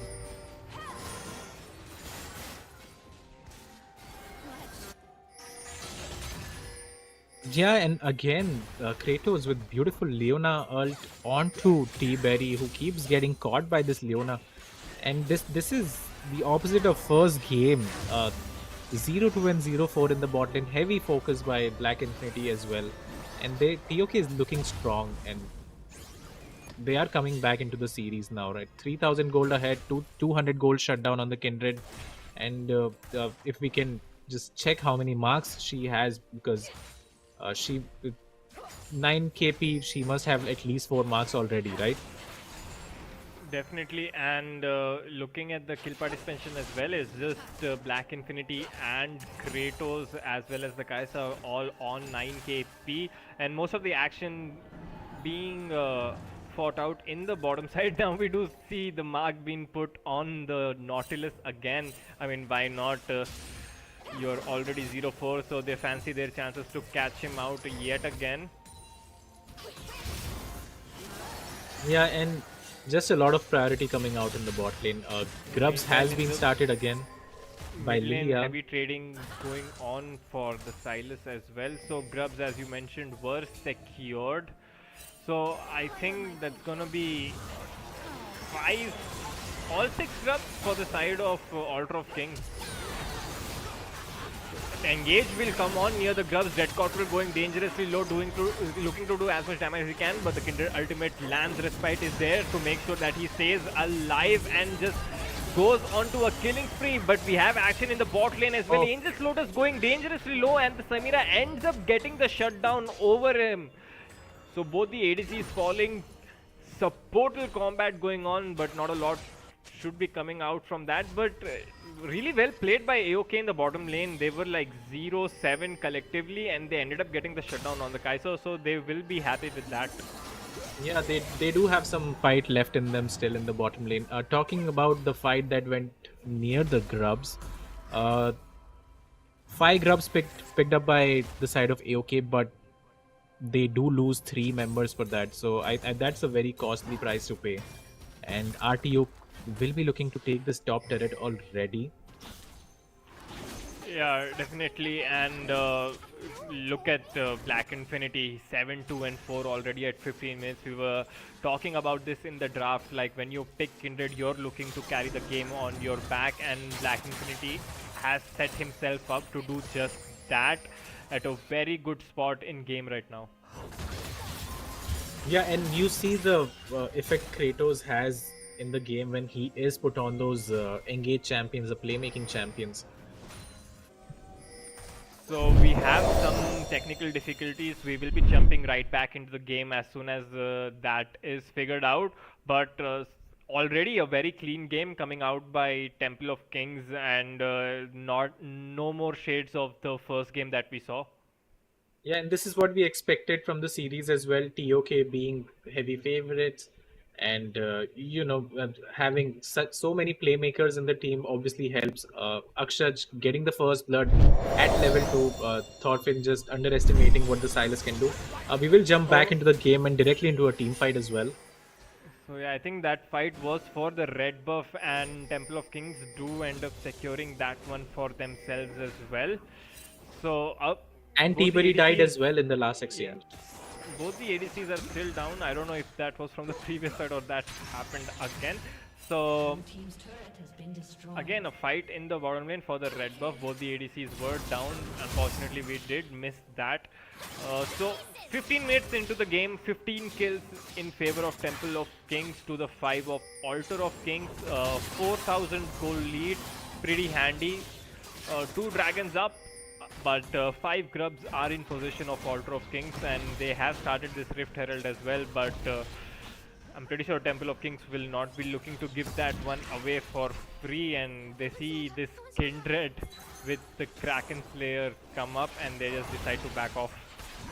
Yeah, Kraken Slayer is going to complete the Wits and soon has the Merc Treads. Even in the top lane, a lot of MR stacking, and as we discussed in Champ Select as well, I think that there's not enough balance in the draft of AOK, and their win condition was to get the Samira ahead. Unfortunately, that has not happened, and this will be a very that was stolen onto Thorfinn, but forced to use his ult to get away. Meanwhile, we'll try to engage in the mid lane. Was not able to land the charm. The Gwen fancying her chances. The teleport has been channeled in the mid lane, but Suo gets caught out in the bottom side and will end up paying with his life. The Leon ultimate trying to catch out the ADC in the bottom side as well. I'm sorry, the jungler, but so that's gonna be a 1-4-0 for the side of Temple of Kings, and Suo finding himself had to put on the a flash as well because Kratos had ulted. Again, a lot of ARAM going on. Meanwhile, Black Infinity is getting that Mountain Drake, and this Mountain Drake has a lot of value in this game, especially because of how the damage has been split from the side of AOK. I know we keep saying that again and again, but that's how it is, and Mountain Drakes will significantly help TOK in this game. Oh, definitely, they will be looking to work towards that soul and get that shield as soon as possible. Now the bot lane has transitioned towards this mid side. Will be looking to chip away at that middle turret and open up the map for their side.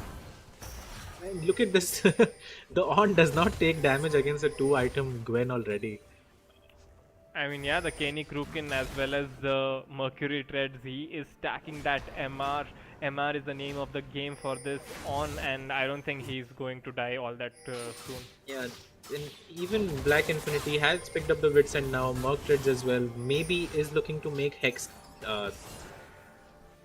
the Maw of Malmortius as well. Yeah, So, I think that Null Magic Mantle could well be converted into the Maw. yeah, Hex Drinker. So I think again, just itemizing very well, being smart about it, and this game is looking very difficult for AOK already, and the Baron has not even spawned yet. Yeah, Samira did complete her Infinity Edge, but just sitting on the one item, whereas the Kaisa has the 2 items of her own. Katrina bot will find this Ari, but chasing on too deep. The Gwen is here, and he will just steal the ultimate and run away. Yeah, just exchange of ultimates there, not too much going on. Oh, Shuvo gets caught good engage again. onto Shuvo, just the tip. Good channel there to run away. So a lot of things burned from the side of Temple of Kings. The Leona ultimate was used, but they will end up getting the mid turret. And look at those pings; they are passing right towards this Baron buff. Yeah, and they do have a lot of damage, especially with the Kaisa and the Kindred both being so far ahead. This Baron can be the defining factor in this game. Now the on horn has been blown. Let's see where he decides to throw that one out, but it was cancelled for some reason. And Angel's Loot is actually going dangerously low in the backline. What happened right there? The teleport coming on from Thorfinn actually taking down Angel's Lotus really low, but Black Infinity makes sure that he smites away the Baron buff. And Temple of Kings, they end up losing 2 outer turrets, but they end up securing the Baron now. The Nautilus ultimate engage onto the bottom lane of the side of AOK. Katarina bot will flash forward, will secure the kill onto this Samira, going ham right there. Now they will be looking to carry this push on forward with those Baron minions in the mid lane. Yeah, and TUK wasting no time. Get the Baron, just keep fighting as they are really strong right now, and they're just looking to end the game as soon as possible. And props to them in realizing which lane to focus and how to get ahead in this game. And this has been a very one-sided game as well. We have gotten 2 one-sided games so far. The good stun will actually connect onto the Ahri. Kratos coming on clutch, make sure that his team will take down the mid laner of AOK, and this onslaught on the base of Altar of Kings just continues. Remember, these guys have not even recalled after getting the Baron, and so much gold from this Baron power play. Yeah, exactly that. And Kratos is so good at Leona, man. He does not miss a lot. Picking out the enemy champions whenever they are out of position, just keeps on engaging, keeps on fighting, and he's just very good at this champion. I think this is something that AOK should look to ban against Kratos, because if you give him a playmaking champion, that's how it's going to look. 2-0, 12, 14 kill participation, 0 deaths on a Leona. It's unheard of. Yeah, definitely just showing his prowess and skill on this hard engage champions. This was like the story in the previous edition of this tournament as well, just Black Infinity and Kratos wreaking havoc all over the map, and it is pretty much a similar story now again in this game. Yeah, and just look at the items as well. How for AOK to come back, it's going to be a very, very big throw from the side of TOK, but even then they have itemized so smartly here, just getting all these magic resistance. It's just looking done for AOK, and it's just about what they can do better in game 3. I mean, yeah, definitely. Now look at how confident Angel Lotus is trying to 1v1 the mid laner there on the RTU top side. takes 0 damage in these exchanges. Look at that. He is full HP and he will just ping pong Dead Corporal around like a ball, and Suo ends up dying in the opposite jungle and is just falling apart. I think they can just look to end the game. They still have the Baron buff on them, so the amount of damage they have dealt with the single Baron buff.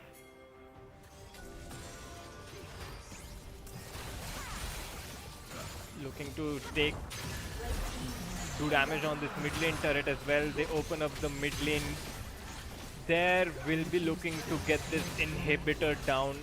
2 going right over on the bot side. Yeah, and this game just looks over. RTO is too big. He's not going to die. Kindred is way too far ahead. 2 inhibs are already down. They'll take the third one and just look to close out this game in the first Baron itself. And this is a masterclass in how to just end the game when you have the advantage. I mean, yeah, so team fight will start up, but with the Kindred ultimate making sure that no one dies from the Samira engage. And it's just a matter of cleanup right now. Textbook League of Legends, clinical League of Legends coming on out by the side of Temple of Kings. All they needed was 1 Baron and they have just ended this game in 25 minutes now. Talk about a reply. Talk about a reply from Temple of Kings after losing that first game. making sure to remind the world, making sure to remind everyone who they really are and why we should put respect on their name. Yeah, and this is what we expect from the best team in India, right? Just making it look easy, not giving any chance to the enemy team, and just playing it out masterfully till the end. 24 minutes it took for them to come back into the series, and now we are tied at 1-1, and both the games have been really one-sided. These teams are so evenly matched. I have no idea who's going to win this. I mean, yeah, we did see the first game, Altar of Kings were really dominant. They did have a few hiccups, were not as clean as this game in like how we saw Temple of Kings closed it out really well. They did not slip up even once. In the second game, Temple of Kings just came out to show everyone who they really are. So it all comes down to this third game. We have to start the silver scrapes. Let's see if the reverse sweep can be completed by Temple of Kings, and they'll be really confident after this showing, and I think they'll be telling themselves like, this is why we've been winning every single tournament, and this is why everyone fears us so much, and let's hope that they can keep the same momentum and close this series out. Yeah, exactly that. TOK just a masterclass on punishing the mistakes, and when these teams, like the caliber of these teams, they are so close, so evenly matched, the draft plays a very important part. And let's see if AOK has learned from their mistakes now, and if they change anything up, because TOK banned 3 or 4 of the champions that were present in the game 1 and gave Kratos a playmaking champion, which he excels on.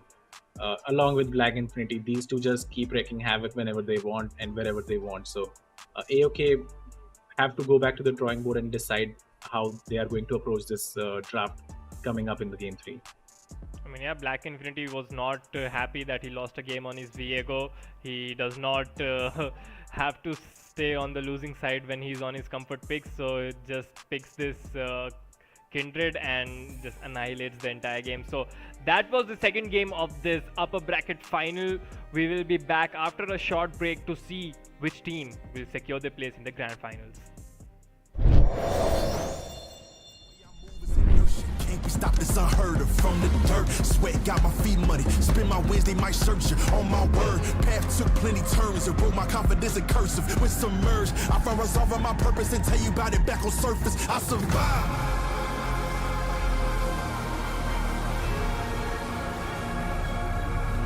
I survived.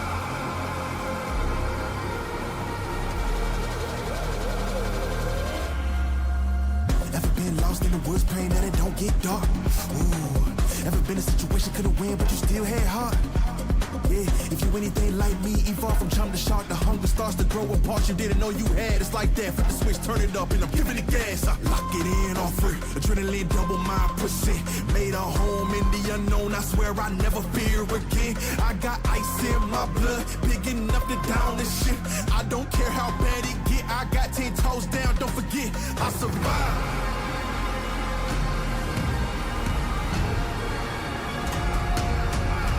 I survived.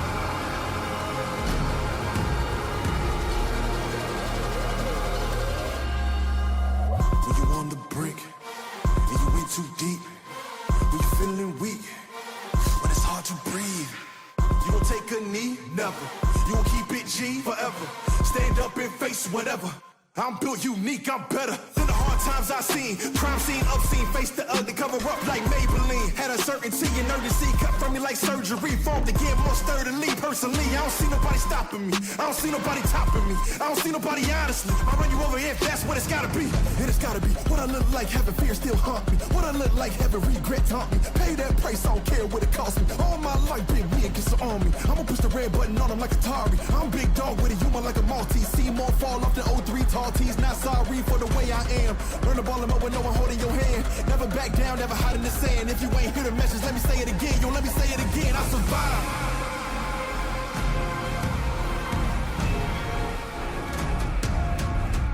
I survived.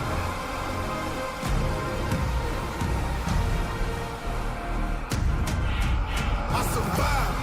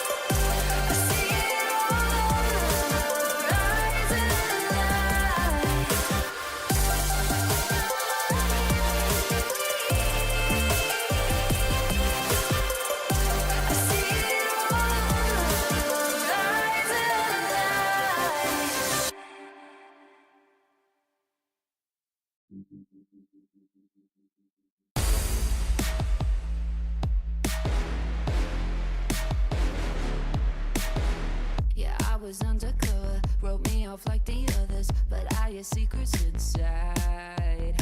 You didn't pay attention, like an experiment. No, you're gonna pay for your crimes. I'll change your perspective, I'll teach you a lesson. Look at me now. Oh, look at me now. Try to take me down. Lost but now I'm found. Used to be the victim in the dead of night, but I can be a villain in the moonlight. Look at me now. In the moonlight, I'll make it my mission. Oh yeah, I'll have you wishing you could go back in time to never test my limits. Nothing you say will fix it. I'm too out of my mind. You're riding high, but I've got you this time. Oh, look at me now. Oh, look at me now. Try to take me down.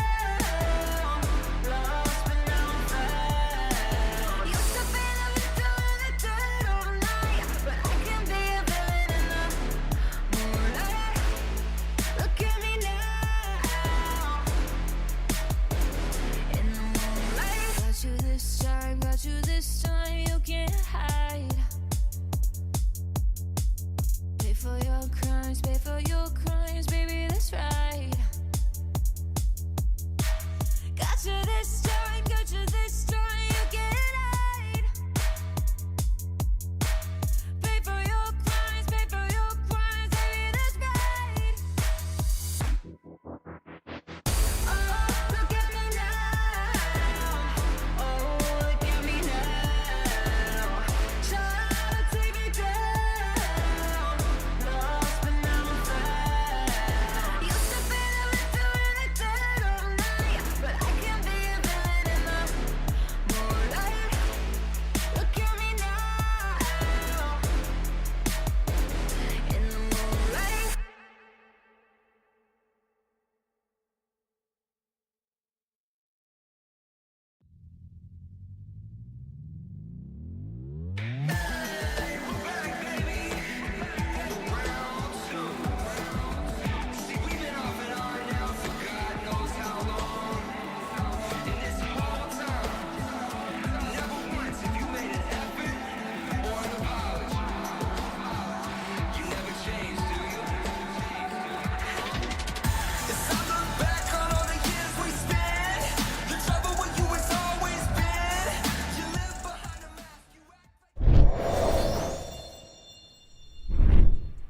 Kaka, what a series we have on hand. 1-1, two best teams of South Asia clashing up against each other, going toe to toe and just at each other's throats.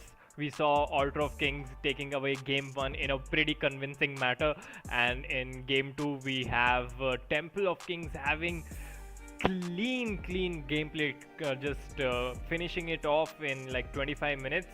So this is crucial TEC Community Cup August Open powered by Zotac Gaming, and let's just jump into the summary of what happened in the previous game where Temple of Kings absolutely destroyed Altar of Kings right there, Kaka.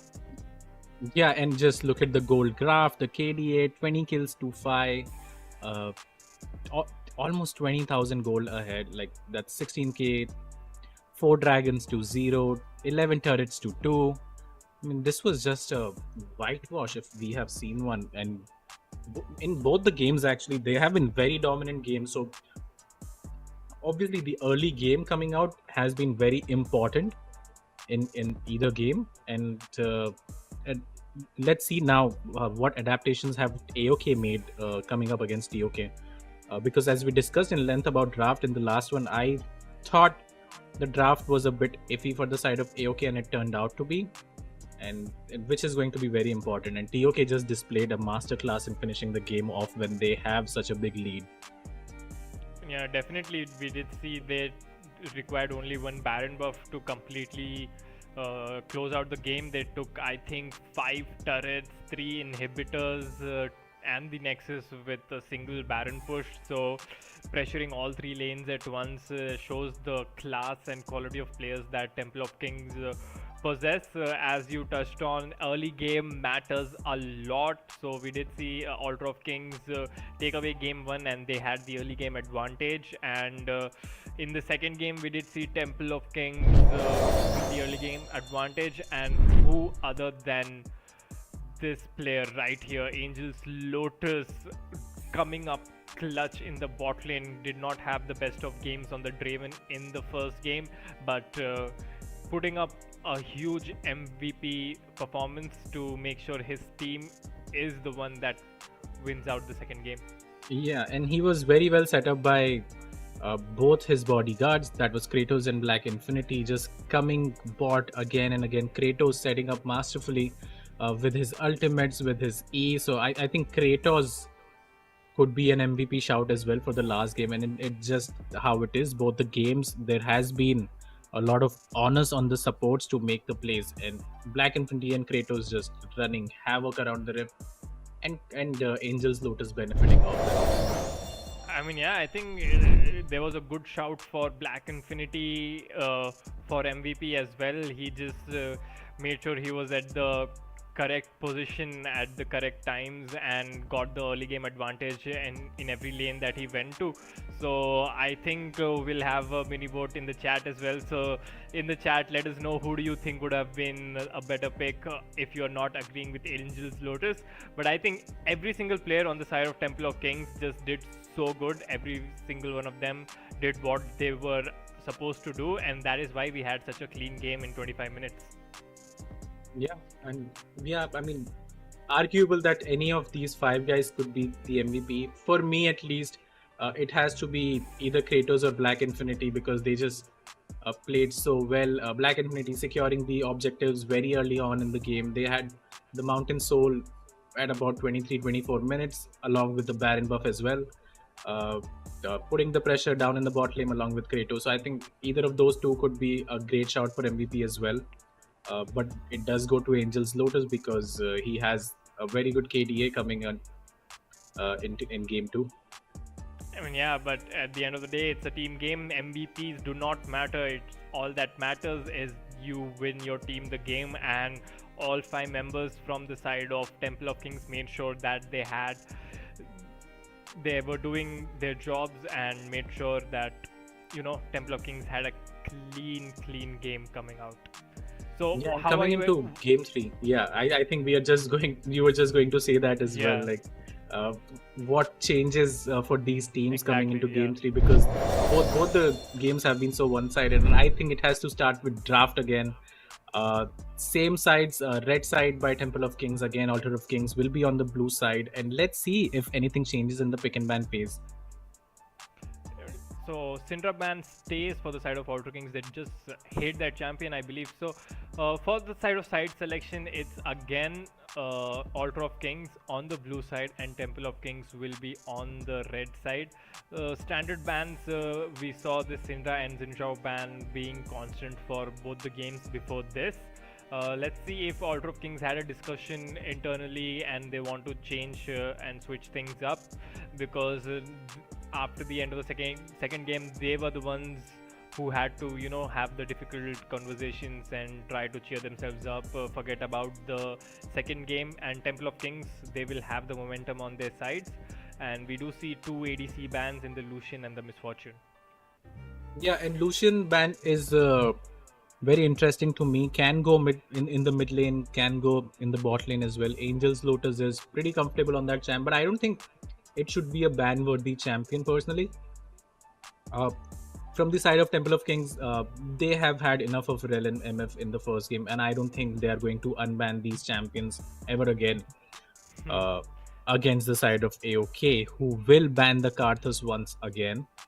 So same bans coming in as in the previous game. Akshan is getting hovered. Let's see if that does get logged in. Definitely, and we see the Kaisa being first picked this time for the side of Altar of Kings. We did see Temple of Kings pick that one up in the previous game. So Kaisa, one of the safest and one of the strongest ADCs that you can first pick, blind as well. So not surprised to see that one being picked up. Let's see what lane Temple of Kings reply with here. Yeah, and so Kaisa is a good pick currently, can follow up on the engages, and it's a big denial pick against Angel's Lotus as well. I think the lobby is going to be remade because that Talia might have been a wrong pick coming out from RTO. I was very excited as soon as Talia got hovered and logged in, but unfortunately that's not going to happen. So I that's mean, kind yeah. of sad. Talia, one of your favorite champions. I'm pretty sure you would be looking forward to see that Talia in action for Black Infinity in the jungle. But Or Akshar in the mid lane. Yeah, I believe that is not gonna be happening. We will have a quick remake of the lobby, so the bans are gonna be the same. The first pick is gonna be the same. Only the first pick from the side of Temple of Kings will be changed. So we will quickly sort that out. And already looking at the draft, at least the first set of bans, nothing much changing. Just that the Rel and Misfortune, they do not want to play against that, as you mentioned. So we did see the bottom lane struggling a lot in the second game. Do you think they try to pick a safer champion, maybe free up the support, enable Suvo to roam a lot, put his ADC on something other than the Kaisa? The Kaisa can actually go mid lane as well, so we do not know actually if the Kaisa is ADC or mid, so that is still a possibility. Yeah, but I'm pretty sure it's going to go in the bot lane. I don't think they're going to flex the Kaisa. It's really important that they pair the Kaisa with something that can proc her passive easily, like the Nautilus, maybe the Leona as well. So this support pick is going to be very important coming in. Again, we're just going through the pick and ban, same bans. First pick will be Kaisa, and I'm pretty excited to see if Angel's Lotus decides to pick his Draven again. I mean, definitely, I think he will be looking to showcase his Draven at some point or the another. Would not be happy with the performance that he had in the first game. He can bring that one out of his locker again. We'll be just looking to see what Temple of Kings actually decide to pick. This is the final game of this series, and all to play for. This is for the place in the grand final. So the winner of this series will secure at least 30k in their banks, and it's gonna be the Kindred actually. So I mean, why not just go ahead with the champion that hard carried you in game 2? Yeah, Kindred and Milio, that's very interesting. I think you could have just picked an ADC there, but yeah, I mean, I like the Kindred pick coming in. Even in the last game, Black Infinity showed his mastery on the champion, but Milio blind is very interesting. I mean, I'm a big fan of this champion. Milio, when played well, can make sure that your entire team just stays alive, buffs you up with the shields, and the extra damage from the passive is really good. Already Milio and Kindred a really good pickup. They synergize so well with each other. With this Milio pick, I am leaning towards a hyper carry of an ADC. You can be looking at a Jinx, you can be looking at something like a Kog'Maw even, or a Twitch. So I just want to see what Temple of Kings have up in their sleeves. But now we see the Nasus actually survives the ban phase, and it is picked up by Altar of Kings. Yeah, and even the Senna, which was banned coming into the series in the first game, Shuo playing the Enchanter. Again, we talked about how much Senna has changed, and now you go for this healing support route instead of the lethality build that was very famous. And the Nasus is such a great pick right now. You can just take 3-4 points on your E, start Doran's Ring, and clear out the wave. He's a very safe champion, can farm, keep on stacking, like he scales to infinity, and Nasus can be flexed in the mid lane or in the top lane as well. So I think that's a great pick coming out from the side of Altar of Kings. I mean, yeah, smart bans coming out from AOK as well. You see the Milio, you are looking towards the hyper carry, so you will be looking to ban out those champions. So Twitch already being taken out. From the side of Temple of Kings, they still have the demons of first game still haunt them. They do not want to be playing against that Nafiri, so take away that champion. And Smolder being banned out as well. One champion that I missed does really well along with Milio, with the burn damage on Milio as well as the Smolder himself. So good bans, good reactive bans coming out from Altar of Kings. They do not want a good synergy with this Milio in the bottom lane. Yeah, and let's see if the Vayne gets picked up there. Again, Smolder, Twitch ban. And Vayne will get logged in. I think this is very interesting. Vayne is such a low range champion. I'm sorry, I'm just having some trouble here. I mean, yeah, but Milio along with his W can extend that range, so makes fighting with this Vayne pretty comfortable. Considering that it's a Senna lane, there's not much of kill potential coming out right there, so Vayne can have an easy time Wukong? Farming up. And it is a Wukong, so Wukong I am assuming is gonna be in the jungle for Ashdy Crusher. Yeah, the Black Myth Wukong is here, and he's here to wreak havoc onto the Rift as well.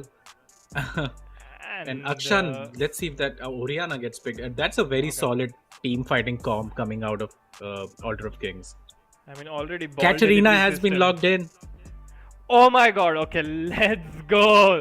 We will see Katrina bot bring out his Katrina. It's been such a long time that we have seen Akshaj actually bring out his one trick almost. I mean, this guy has climbed to the peak of the ladder. Like, we're talking about top 10 challenger just playing this champion. And I think if you trust one guy to play Katrina, it's gonna be Katrina bot. I mean, the champion's in his name right there. Yeah, and it's a good game to pick Katarina because Altar of Kings don't have a lot of CC to deny the Katarina ultimate, well, except for the Wukong ultimate. So I think it's a good pick coming in, and Akshaj is so comfortable on that champion, and I would love to see some Katarina myself. I'm very excited for this mid lane matchup now. Akshaj is like, enough of me being on the sidelines. It's my time to shine now. I'm gonna show these plebs why I am the best mid laner in the scene right now. And what other way to do it than pick your comfort pick in the Katrina. Pick your signature champion. Yeah, I would have loved if Black Infinity, felt himself and picked up the Rengar there as well. It would have turned back the years. But again, so the teams have been locked in. Looking at the draft, what are you feeling like? I have a lot of confidence in Catbot's Katarina. Having said that, I think in the bot lane they might struggle. The Vayne is a very fancy pick. It's a very flashy pick, but it's not a great pick, especially against Kaisa and Senna, right? Senna has that 2.5 seconds route as well. So I think in the bot lane they might struggle. But again, that Katarina pick just shook up the draft completely. Although we should be expecting it because that is his one-trick champion. But when it does get logged in, you just can't help but be excited about it. I mean, yeah, but we did see Akshaj was not picking that champion even when it was left open for a long period of time as well. But this time he actually decides to lock it in at the final game of the upper bracket finals. So lot of pressure on these players right now. Everything to play for. They do not want to go in the lower bracket. They want to just secure their place in the grand finals as soon as possible. And my eyes are just gonna be on this mid lane, how Katrina bot pans up against Thorfinn's Orianna. Yeah, exactly that. I think Thorfinn's going to have to be very respectful after level 5 or 6. Let's see if Catbot does decide to run Ignite or TP in this matchup. If he does go for that Ignite, then again Thorfinn's gonna have to play very passive. In the top lane, Mordekaiser versus Nasus, so I think that's a pretty free lane for Nasus to farm in. get those stacks rolling. And both the teams have picked a lot of scaling champions, right? Nasus versus Vayne as well, incredible scaling, even on the Kindred, the Oriana as well. So these guys are stacked up for the whole game, essentially mid, early game and the late game. So it's very exciting, and let's just hope it's not a one-sided storm again. I mean, yeah, the combo is there, right? You can just put the ball on top of Wukong and he can go invisible, dash into the team, and just get a great ultimate there for Oriana. And just, one shockwave can completely change the way a team fight is going. So that is the clear engaged path that is there for Altar of Kings. And then we have to talk about the Senna as well. I don't think it has showcased. We have not showcased this champion as much in this tournament, but people need to realize the amount of healing that Senna brings out right now when she builds that Echoes of Helia, the Moonstone Renewer, some AP. It's just insane. She has a mini Soraka ultimate on her at like 10-second cooldown. So looking forward for this Senna as well. Jumping right into the game, Kaka. Yeah, standard start coming in again. The junglers are going to match each other like all throughout the rift. Catbot did go for the TP, has the Conquerors. I am not sure if he's going for the AP route or the AD route, which will be it could go for either, honestly. And Nasus, again, Doran's Ring and Summoner Aerie start. He is just so oppressive, like you wouldn't believe. The Mordekaiser will have a tough time in the laning phase. I mean, yeah, you just press your E and it's a guaranteed hit. It does so much damage as well, along with the Aerie. It's very, very unfun to play against. I mean, like, you think to yourself, why am I even in this lane? You just start hating the experience so much. Yeah, interestingly, Angel's Lotus is running the Ghost, so he does not have the added benefit or protection of the barrier or heal. So in the bot lane, like this could be a struggle in the bot lane because of how rangy the champions are coming out from AOK. Yeah. So RTO will try to bully away this Nasus from the lane earlier on. We did see both the junglers on the top side. Now Dead Corporal actually taking a lot of damage. Yeah, he's just bullying the Nasus out of the lane right now. Thorfinn hits level 2 first and is going to poke the Katarina in the mid lane. But in the top lane, RTO is just zoning the hell out of Dead Corporal. I mean, he is zoning, but he has 1 CS to his name. So sacrificing. Yeah, but what's more important is that he is denying the experience as well and is keeping Dead Corporal pretty lethal there. Yeah, definitely. And in the bot lane, I think it's gonna be a pretty stale lane. They will both be looking to just farm. Now Dead Corporal dangerously low, has to flash away. The flash follow with the Q will barely miss. So Summoner engages, Summoner spells traded from each other, but Dead Corporal playing with death right there. Yeah, and that's very unlucky coming out from RTO. Misses his Q flash. That was so close to first blood right there. And Dead Corporal is struggling in this top lane against the Mordekaiser. And a huge wave going off there. Lands his E again. So he's been very on point with his abilities so far. Yeah, and that Corporal will be forced to farm under his turret, pick up whatever scraps he can. Now Katarina bot will jump in front, but the level up from Oriana makes sure that nothing funny happens right there. Yeah, but Katarina is, I don't think she's under any threat. Has the Doran's shield onto her name, so she's just gonna be fine, scaling up, and is looking to reset. Could he die 1v1 here? I mean, I'm pretty sure he is safe right there, so not a lot of action going around. We will be waiting for the first objective to spawn, which will be the Cloud Drake in 1 minute, and I feel that's where we will have the team fight breakout. Yeah, and Dead Corporal again is getting I mean, he bullied. does not have the flash available, but he Yeah. will just W the Morde and walk out. Katrina Bot going dangerously low. Black Infinity is right there to provide the jump onto him, forcing the flash from Thorfinn. So flash is traded. Jungler for mid lane, you always take that. Small win for Temple of Kings. Now Black Infinity Yeah, and actually Black getting caught out gets in the caught. top side of the jungle. Goes dangerously Does low. not have the Catbot is flash, here so as he well. might die. Yeah, Catbot but sees an opportunity in the mid lane, flashes forward trying to get a sneaky kill onto Thorfinn, but is not able to do that.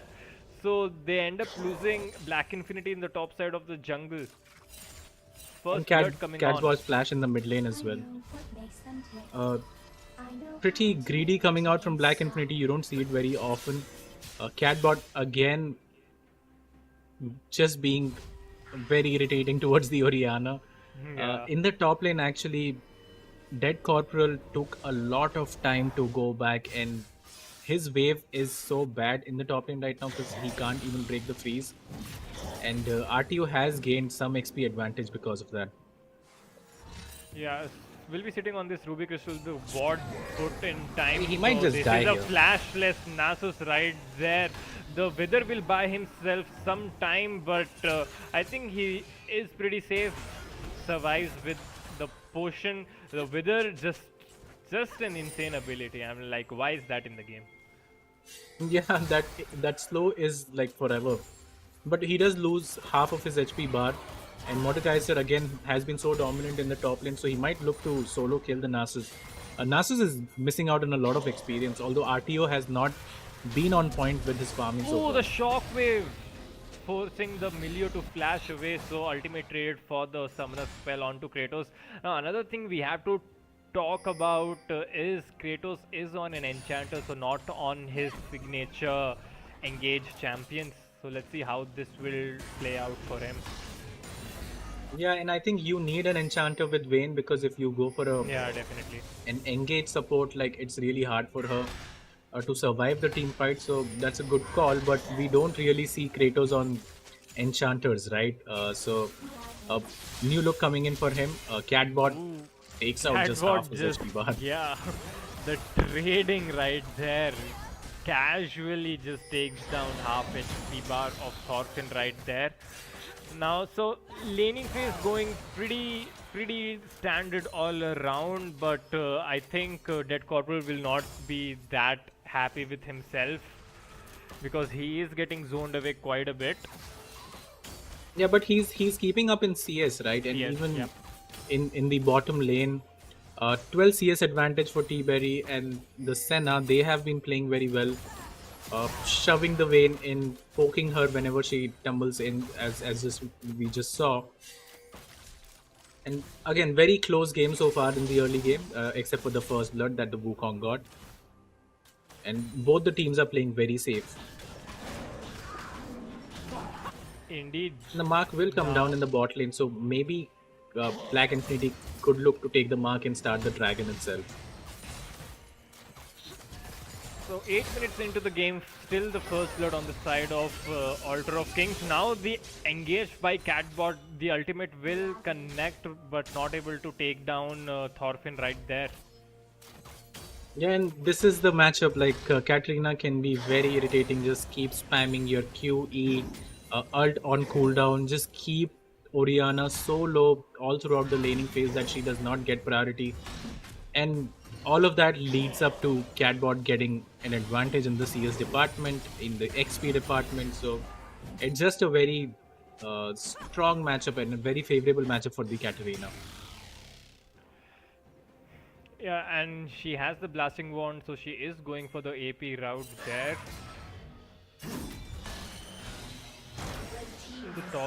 The red team will take away the dragon. So the gloves were picked up earlier on as well by Black Infinity, ends up taking the dragon as well. So good objective lead there.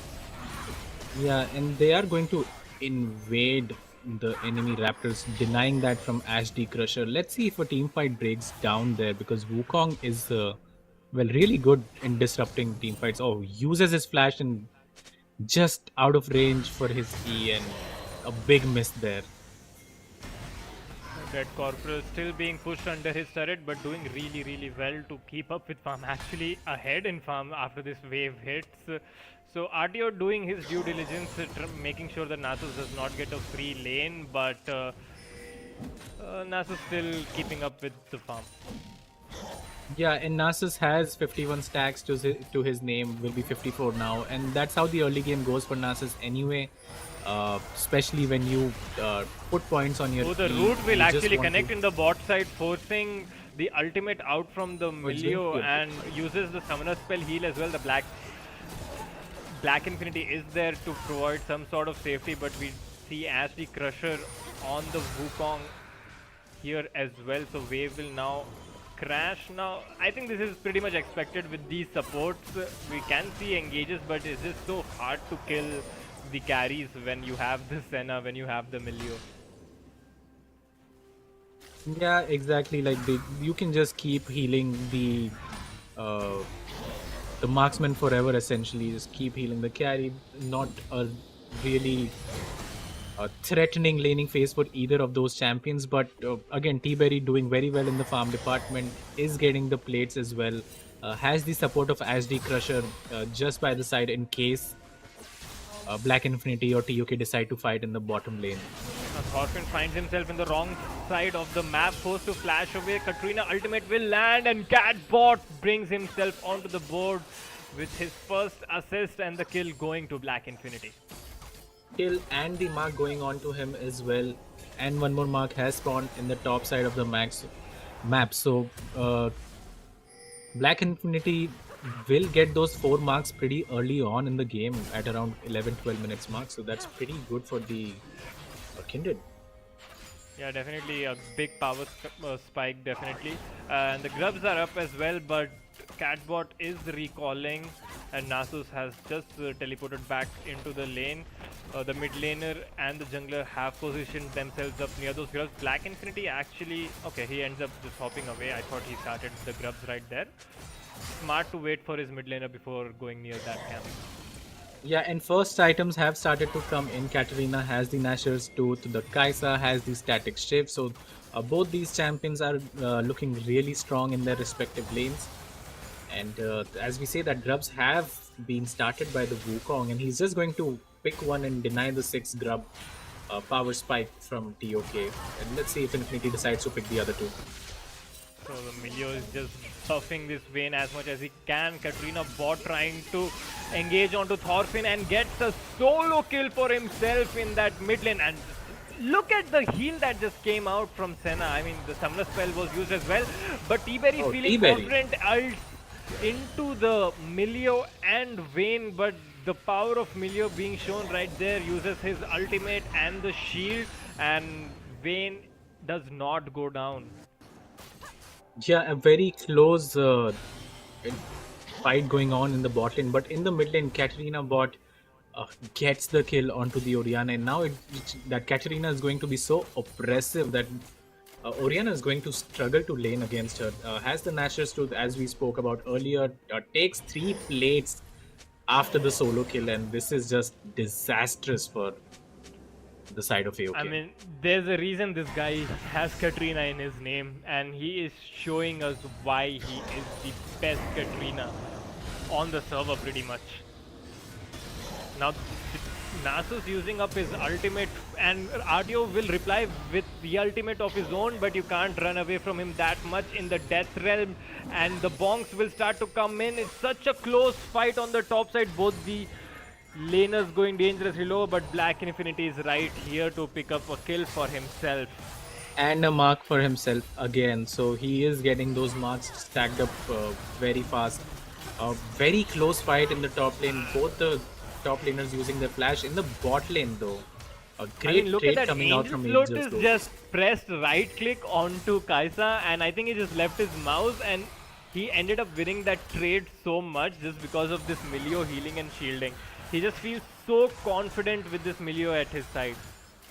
Yeah, but these champions are just going to keep healing and then just do it all over again. Angels No Lotus, ball delivery. Oh, the angle was there. I think yeah, Wukong was very looking close. to go in. Very close there. The dragon has spawned though, and you can see the pings going on towards that Drake, and Infinity is on the bot side of the map as well. So they will start this dragon pretty soon. Katrina bot has roamed down to the bot lane as well. So Chemtech Dragon on the map. Temple of Kings have the inside route and they have started it, and Altar of Kings just happy to give this one away. Yeah, they just want to scale right now, seeing as how strong Kaisa already is, has completed one item, has the recurve bow and the pickaxe for that Gwinsu's Rage Blade, which will be coming up very shortly. So he's just very happy to scale and get those upgrades as soon as she can. I mean, same could be said for the Vayne. The Vayne's really happy to have a passive lane and just farm up and become an absolute menace along with his Milio.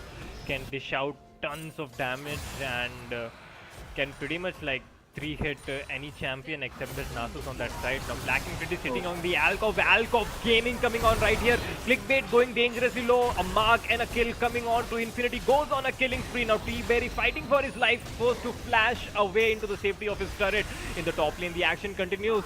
Ashley Crusher is right here, but you cannot help him when he's in the death realm. And the Nasus will go down as the Crusher forced to run away, and a lot of kills being picked up by TOK right there. Yeah, Dead Corporal dying 1v1, and I think there's another 1v1. Action continues. Catbot just one-shots the Orianna. The Orianna just cannot stay in lane against this guy anymore. Yeah, and let's get a replay of the bot fight again. You'll see very smart pathing come out from Black Infinity. Goes into the alcove instead of that mid-brush there, and highlights clickbait. T-Berry has to use his barrier and his flash just to get out of that. In the top lane, RTO versus Dead Corporal. Again, these guys have been trading so heavily, and RTO gets the solo kill. Even if Ashley Crusher is there, it does not matter because the ultimate is just too broken. And in the mid lane, all that poke reaps its rewards. Catbot again getting one more solo kill onto Thorfinn. And this is looking really bad for AOK now. Yeah, Catbot at 150 CS at 16 minutes, 2-0 and 1, building towards his second item and has all the confidence in the world, is on his signature champion and is just looking to put out a statement performance. And he is putting out that statement performance. I think he will be making that Shadow Flame pretty soon, which will... That ultimate is going to crit as well once the... HP goes Orianna down, or any other champion just goes to that low HP barrier, right? So this is looking really rough for AOK, considering how they started this series going 1-0 up with a dominant game. Definitely, it's almost like we have forgotten about the game 1, and Temple of Kings were just not looking like the Temple of Kings we are used to see in the game 1, but game 2 and game 3 are more like the champions that we are used to see throughout the years. And Black Infinity and Katrina Bot, the core members of Temple of Kings, the star members of this team, they are just showing up big time. Yeah, and just talking about the stack counter, Nasus has 141 stacks at 17 minutes, which is pretty bad, but that's also down to how much he has been fighting the Mordekaiser. Kindred has gotten her 4 stacks, so she has hit her power spike, and he will be looking to grab more of those, but has the range upgrade already. Senna has 54 stacks. Yeah, I mean, Nasus is not scaling as well as he would have hoped. Yeah, and Nasus was actually being banned against Dead Corporal, and he got this champion on his hands, and he would definitely be not happy with the performance being shown right now. Now Thorfinn will get slowed, but all of this while Black Infinity was sitting on a ward. The Kindred ultimate will buy him some time. The flash forward from the Wukong makes sure that they get the shutdown onto him. Now Kratos going dangerously low. Now Katrina Bot fancies his chances and goes forward trying to get clickbait, at least one kill back. He ends up getting that, and AOK making sure that he does not get anything else in return. So at the end of that, that was 3 kills in favor for AOK for just the 1 for TOK. A pretty big shift in momentum right there. Yeah, and a huge misstep coming out of Black Infinity. You don't see him make those mistakes very often. Gets caught by the Orianna Shockwave, Wukong is there to tag along, just knock the Kindred up, and the beneficiary of all of this is Kaisa, who gets 3 kills and a shutdown onto Katarina bot. So he is very comfortable now. 173 CS in 19 minutes, 3 kills to his name, 2 items already done. He's going to go back to the base and hopefully pick up his Nashers pretty soon. Yeah, Kaisa really in a good spot right now with those 3 kills.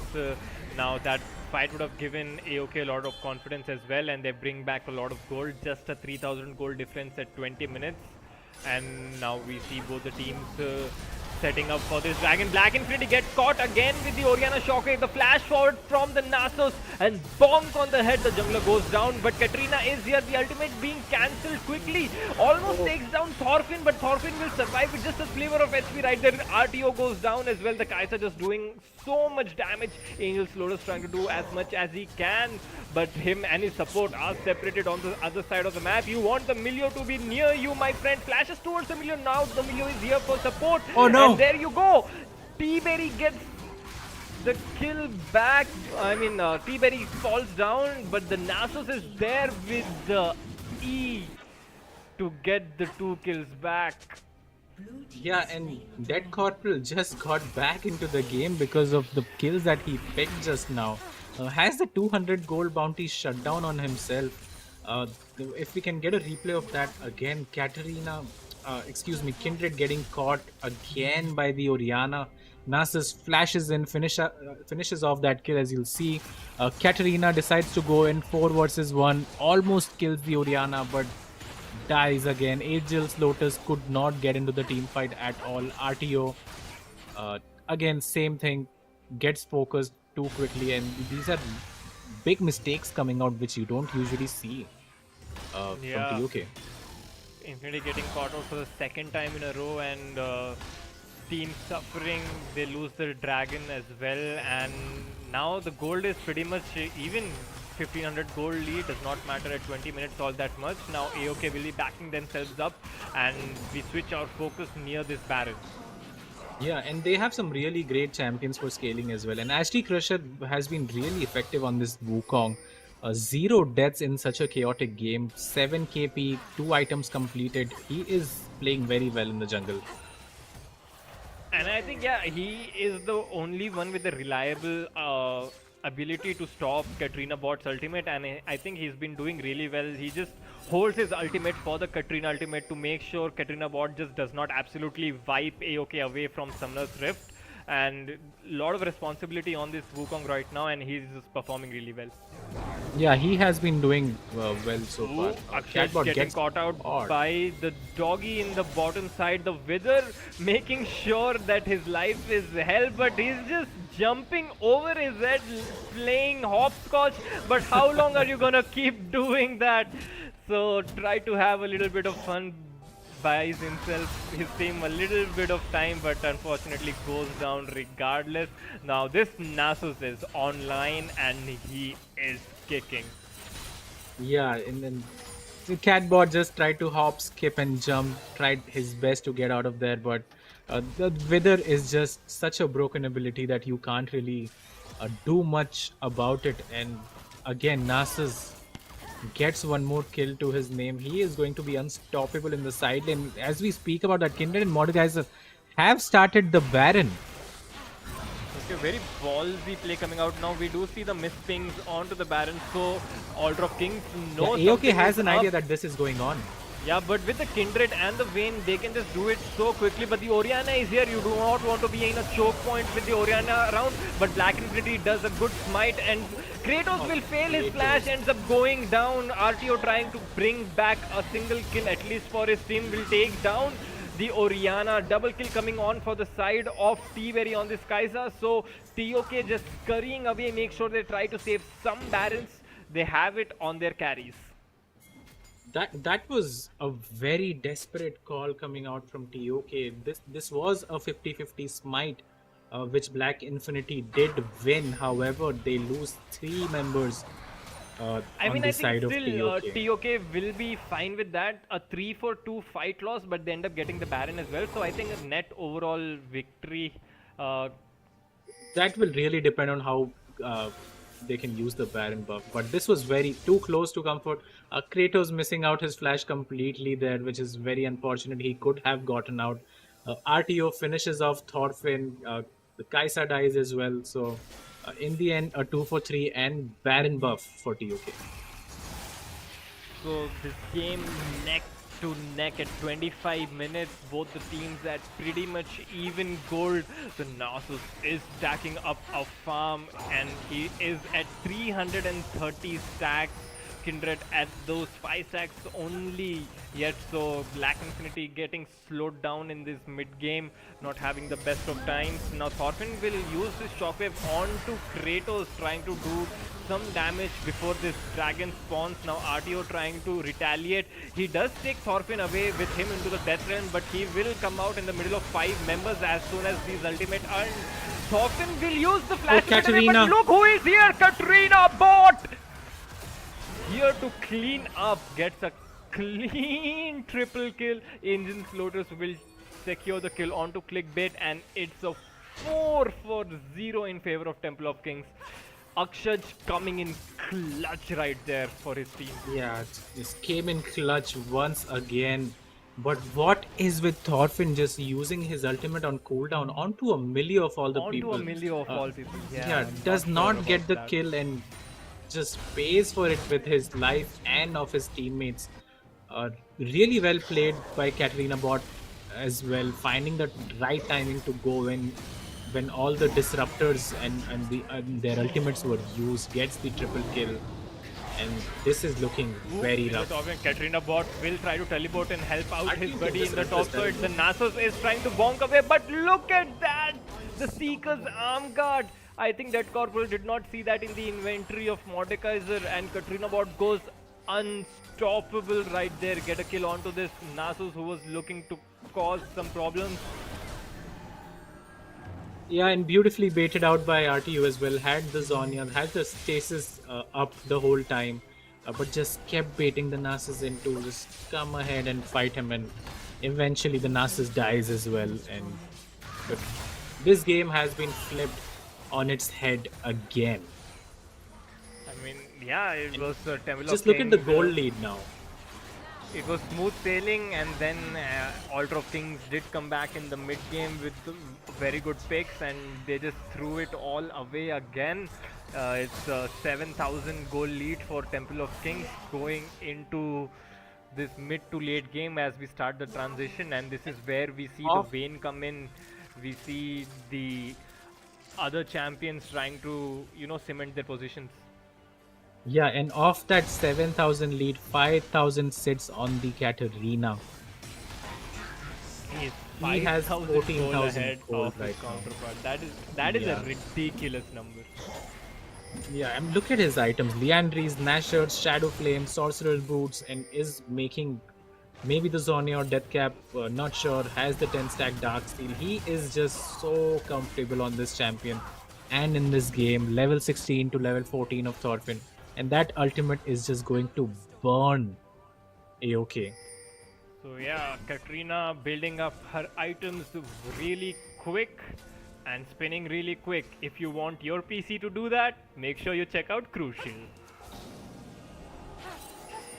So as we go at 28 minutes, we will be looking at the bottom side. We do see Catbot actually being caught out. They were waiting for him and they set up a trap for him right there, so they end up getting the shutdown on them. But here is the re-engage of 4v5 from the side of Temple of Kings. Angel Lotus going down dangerously low. The Kindred ultimate will make for the chaos continues. RTO is just doing so much AoE damage in the sidelines. They're not paying much attention to him. Will take down the dog in the death realm, and it's a beautiful fight coming out by Temple of Kings. Chaos all around. The Senna makes sure that his team survives. So at the end of all of that, it's the 2 for 2. Yeah, and honestly not too bad for AOK as well, as they find themselves behind in the gold graph. Trading 2 for 2 is pretty fine, especially when you kill the carries who have the shutdowns on themselves, right? So pretty good fight coming out, great mechanics coming out from both teams. Catbot did get caught out, but it was still such a close fight, and that just shows how far ahead TOK is right now. Now the Baron is gonna be up in 10 seconds. Now look at the champions. The bot lane of AOK has just recalled, whereas Temple of Kings have all positioned themselves near the Baron to get this vision and make sure they have the upper hand when it comes to the decisive fight. Yeah, and the Katrina is going to pick up the Zonya as well, so he is looking very comfortable coming onto this team fight. Oh, as he goes in onto Black Infinity, he will try to get the ball delivery. Black Infinity actually goes down, so an insane pick coming out there from Altar of Kings right before the Baron spawns. RTO will go inside the Death Realm, will try to do as much damage as he can. He has taken away Azure Crusher with him, so make sure that is a trade between the two junglers. Both the junglers are down before the Baron comes up. RTO will buy some time with the Zonya's outclass, but get who is here! Katrina bot, and he is doing so much damage right now, gets on the double kill. So at the end of all of that, it's gonna be a 3-4-2 in favor of Temple of Kings. Now let's see what they can do after this fight. Yeah, and a huge fight coming in. Unfortunately, Black Infinity died, so they can't take the Baron. But let's see if they decide to take the top inhib right now. Vayne and Milio are pushing in the mid lane. Katrina bot is in the top lane again. Gets a click on clickbait. This guy. This is not fair. They get the inhib here. Might get the top inhib as well. And yeah, this guy and this champ, man. I mean, this guy on this champ. On this champ, man. It's ridiculous. And they will get the Hextech soul as well. So if you thought the Katrina wasn't hurting, well, she was. Spoiler, she's gonna hurt even more now. Oof, Akshat just putting his team on his back right now. It's like, I refuse to lose. I refuse to absolutely give away this final game of the upper brackets. Just doing I think it's a Hail Mary call coming out from AOK. They are going to start that Baron, and this is very, very risky.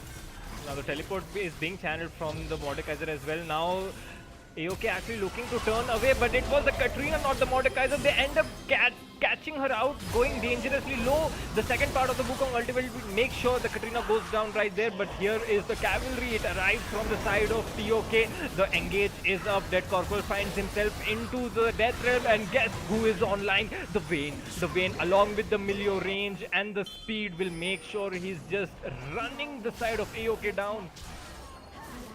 Yeah, and I think this could be game. Mordekaiser TPs into the base, so he has a great flank coming in from the side.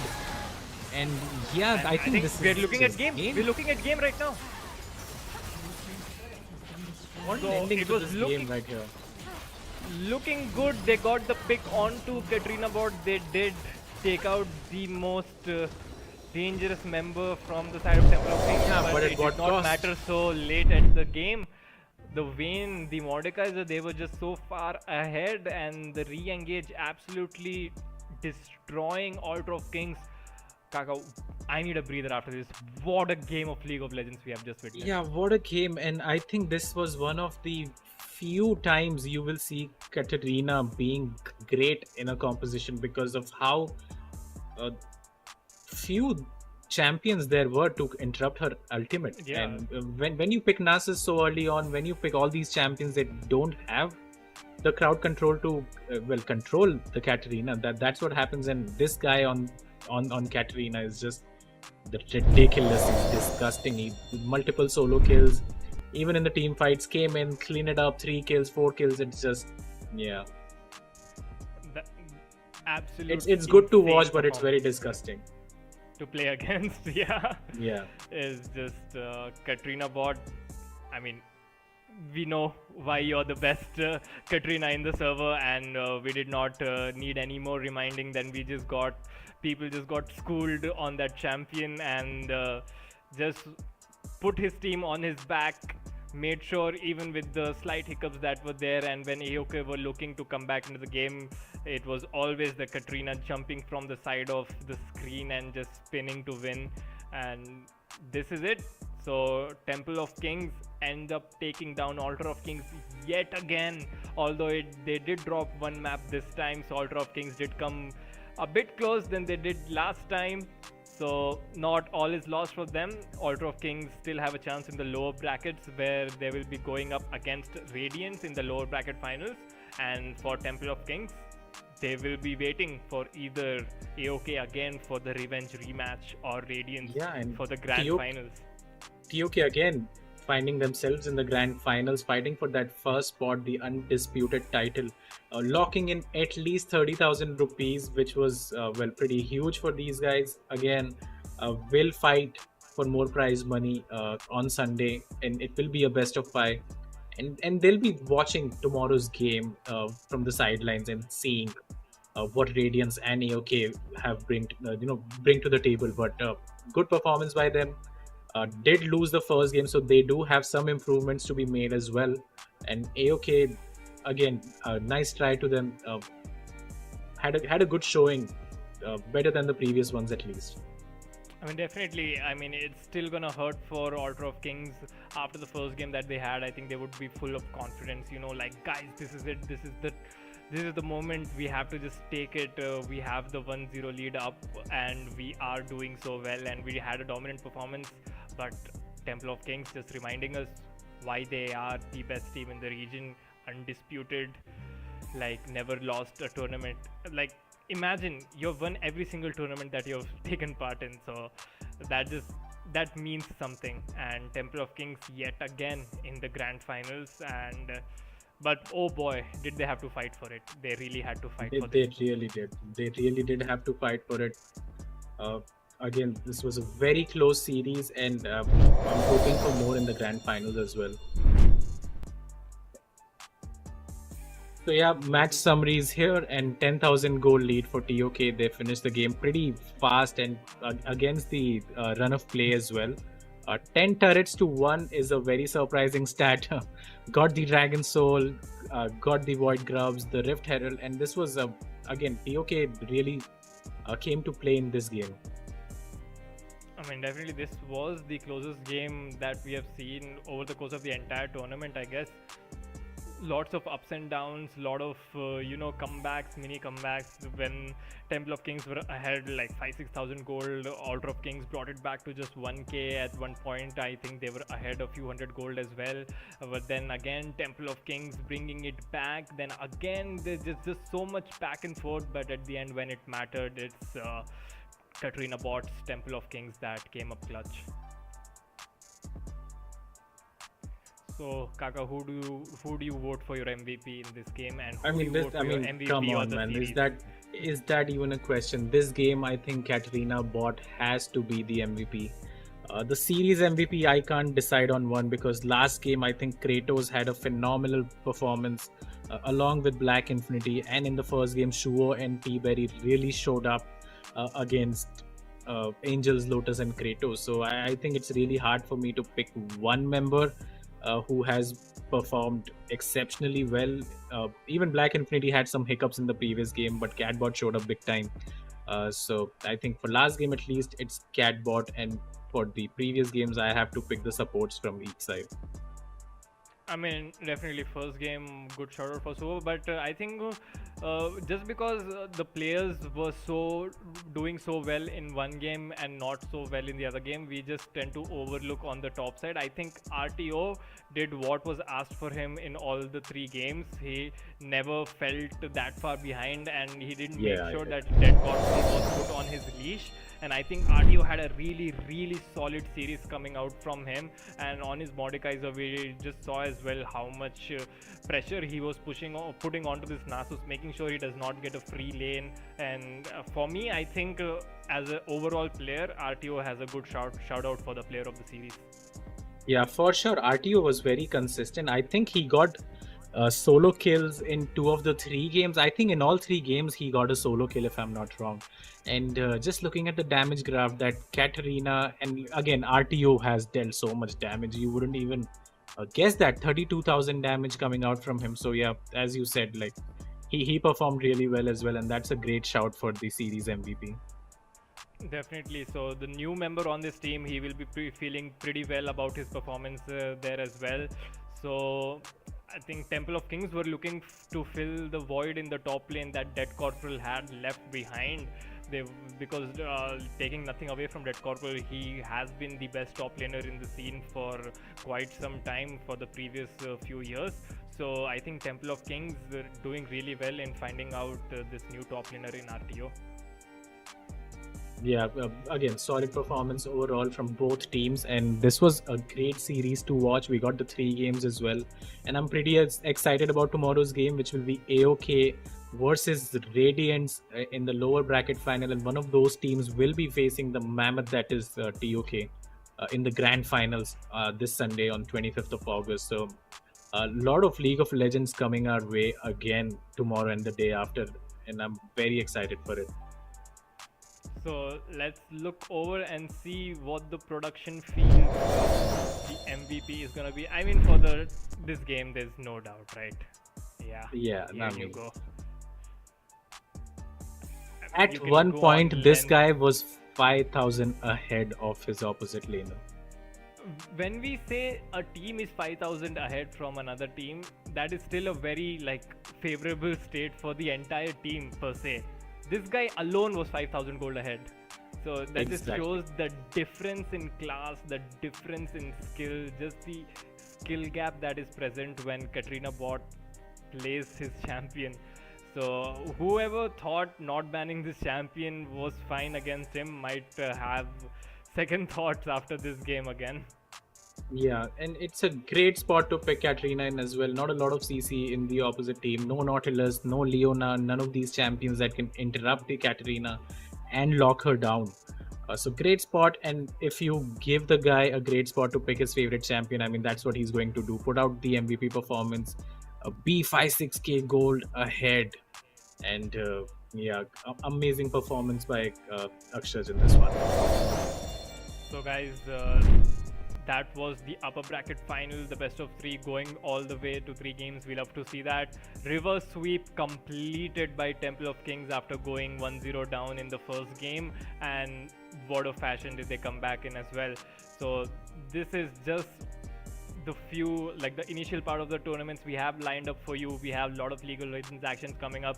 If this game does not excite you, I don't know what will. So if you want to take part in the tournaments coming up, make sure that you follow our socials, which are in the description box. Make sure you join the Discord server to be up to date with whatever's happening in the community. Join the Twitter, Instagram and Facebook as well. And again, we would like to thank our sponsors, Crucial, for making this tournament happen, along with Zotac Gaming, and of course thanking Riot as well to invest so much into League of Legends in India. And it was about time that we saw Riot Games come into India and just see how much of passion that is there for this game here. Yeah, us being long-time players as well, we are happy that Riot Games is here and investing in League of Legends India. Tomorrow, guys, Radiants versus AOK in the lower bracket final. One of them will proceed to fight for the mega prize, that is 50,000 rupees, and that will be at 7 p.m. tomorrow night. So be there. Yeah, by then it's that's it from me and Kaka. We'll see you guys tomorrow.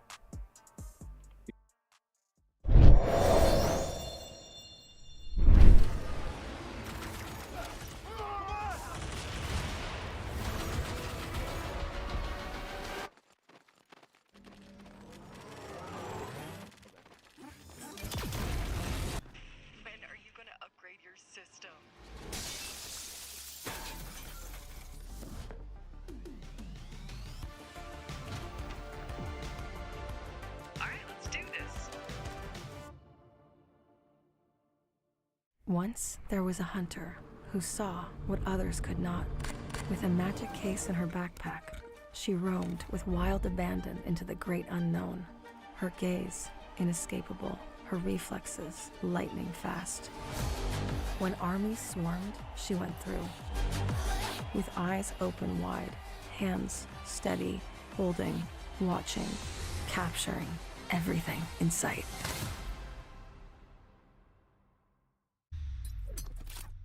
The Crucial Pro DDR5 RAM kit comes with a sleek, modern look that will complement any build. But aesthetics aside, it's the performance that really matters. So let's dive into it.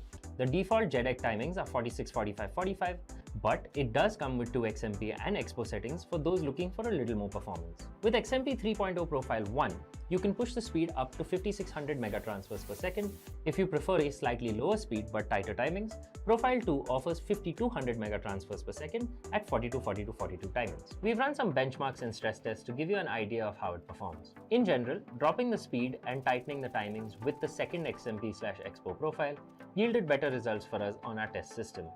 Paired with a Ryzen 7800X 3D, we saw anywhere from a 1 to 5% performance bump depending on workloads. All in all, the Crucial Pro DDR5 64GB RAM kit by Micron is a fantastic choice for first-time builders and enthusiasts alike.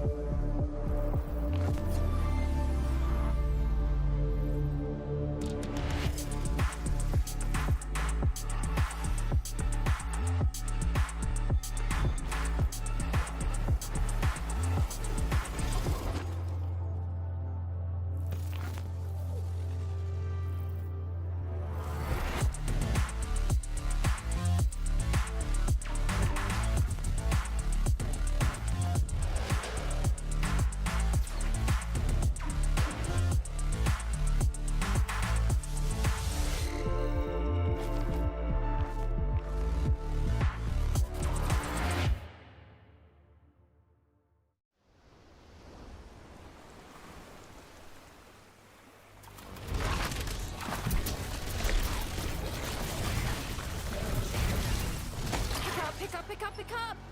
Come on, come on!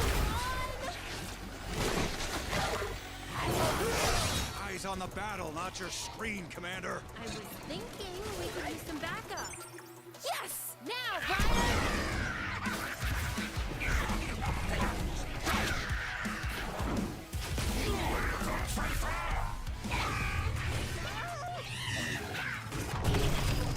Steal your pride, Wolf. The fish girl is winning. Woo!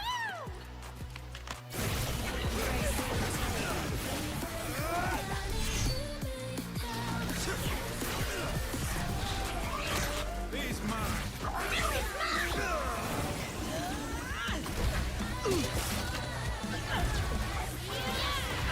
Not bad, little leader.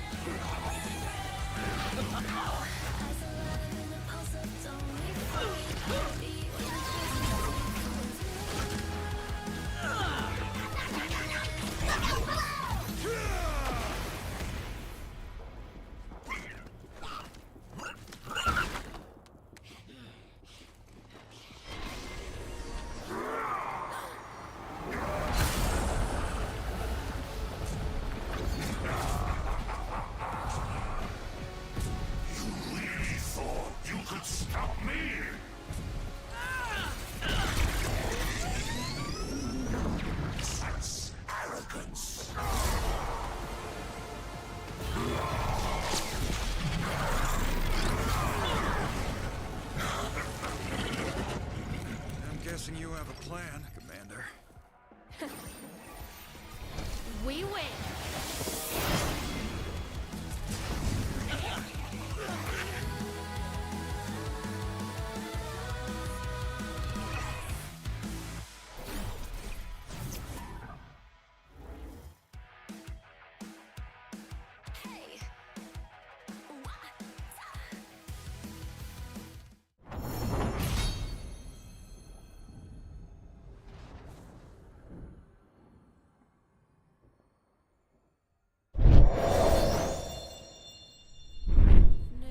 Straight from the fold, but that's how freedom begins.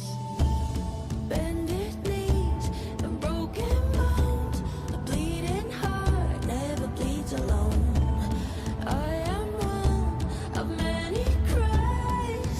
We are far from the ashes. Rise up, break the cage, be the lion, be the storm, be the strike of the lightning. Rise with the dawn, rage like the sun. This is what we came for. Revolution. Burn your bridges, make your choice.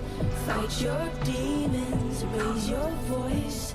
They're only silent if we're making noise. So let the battle begin. Bend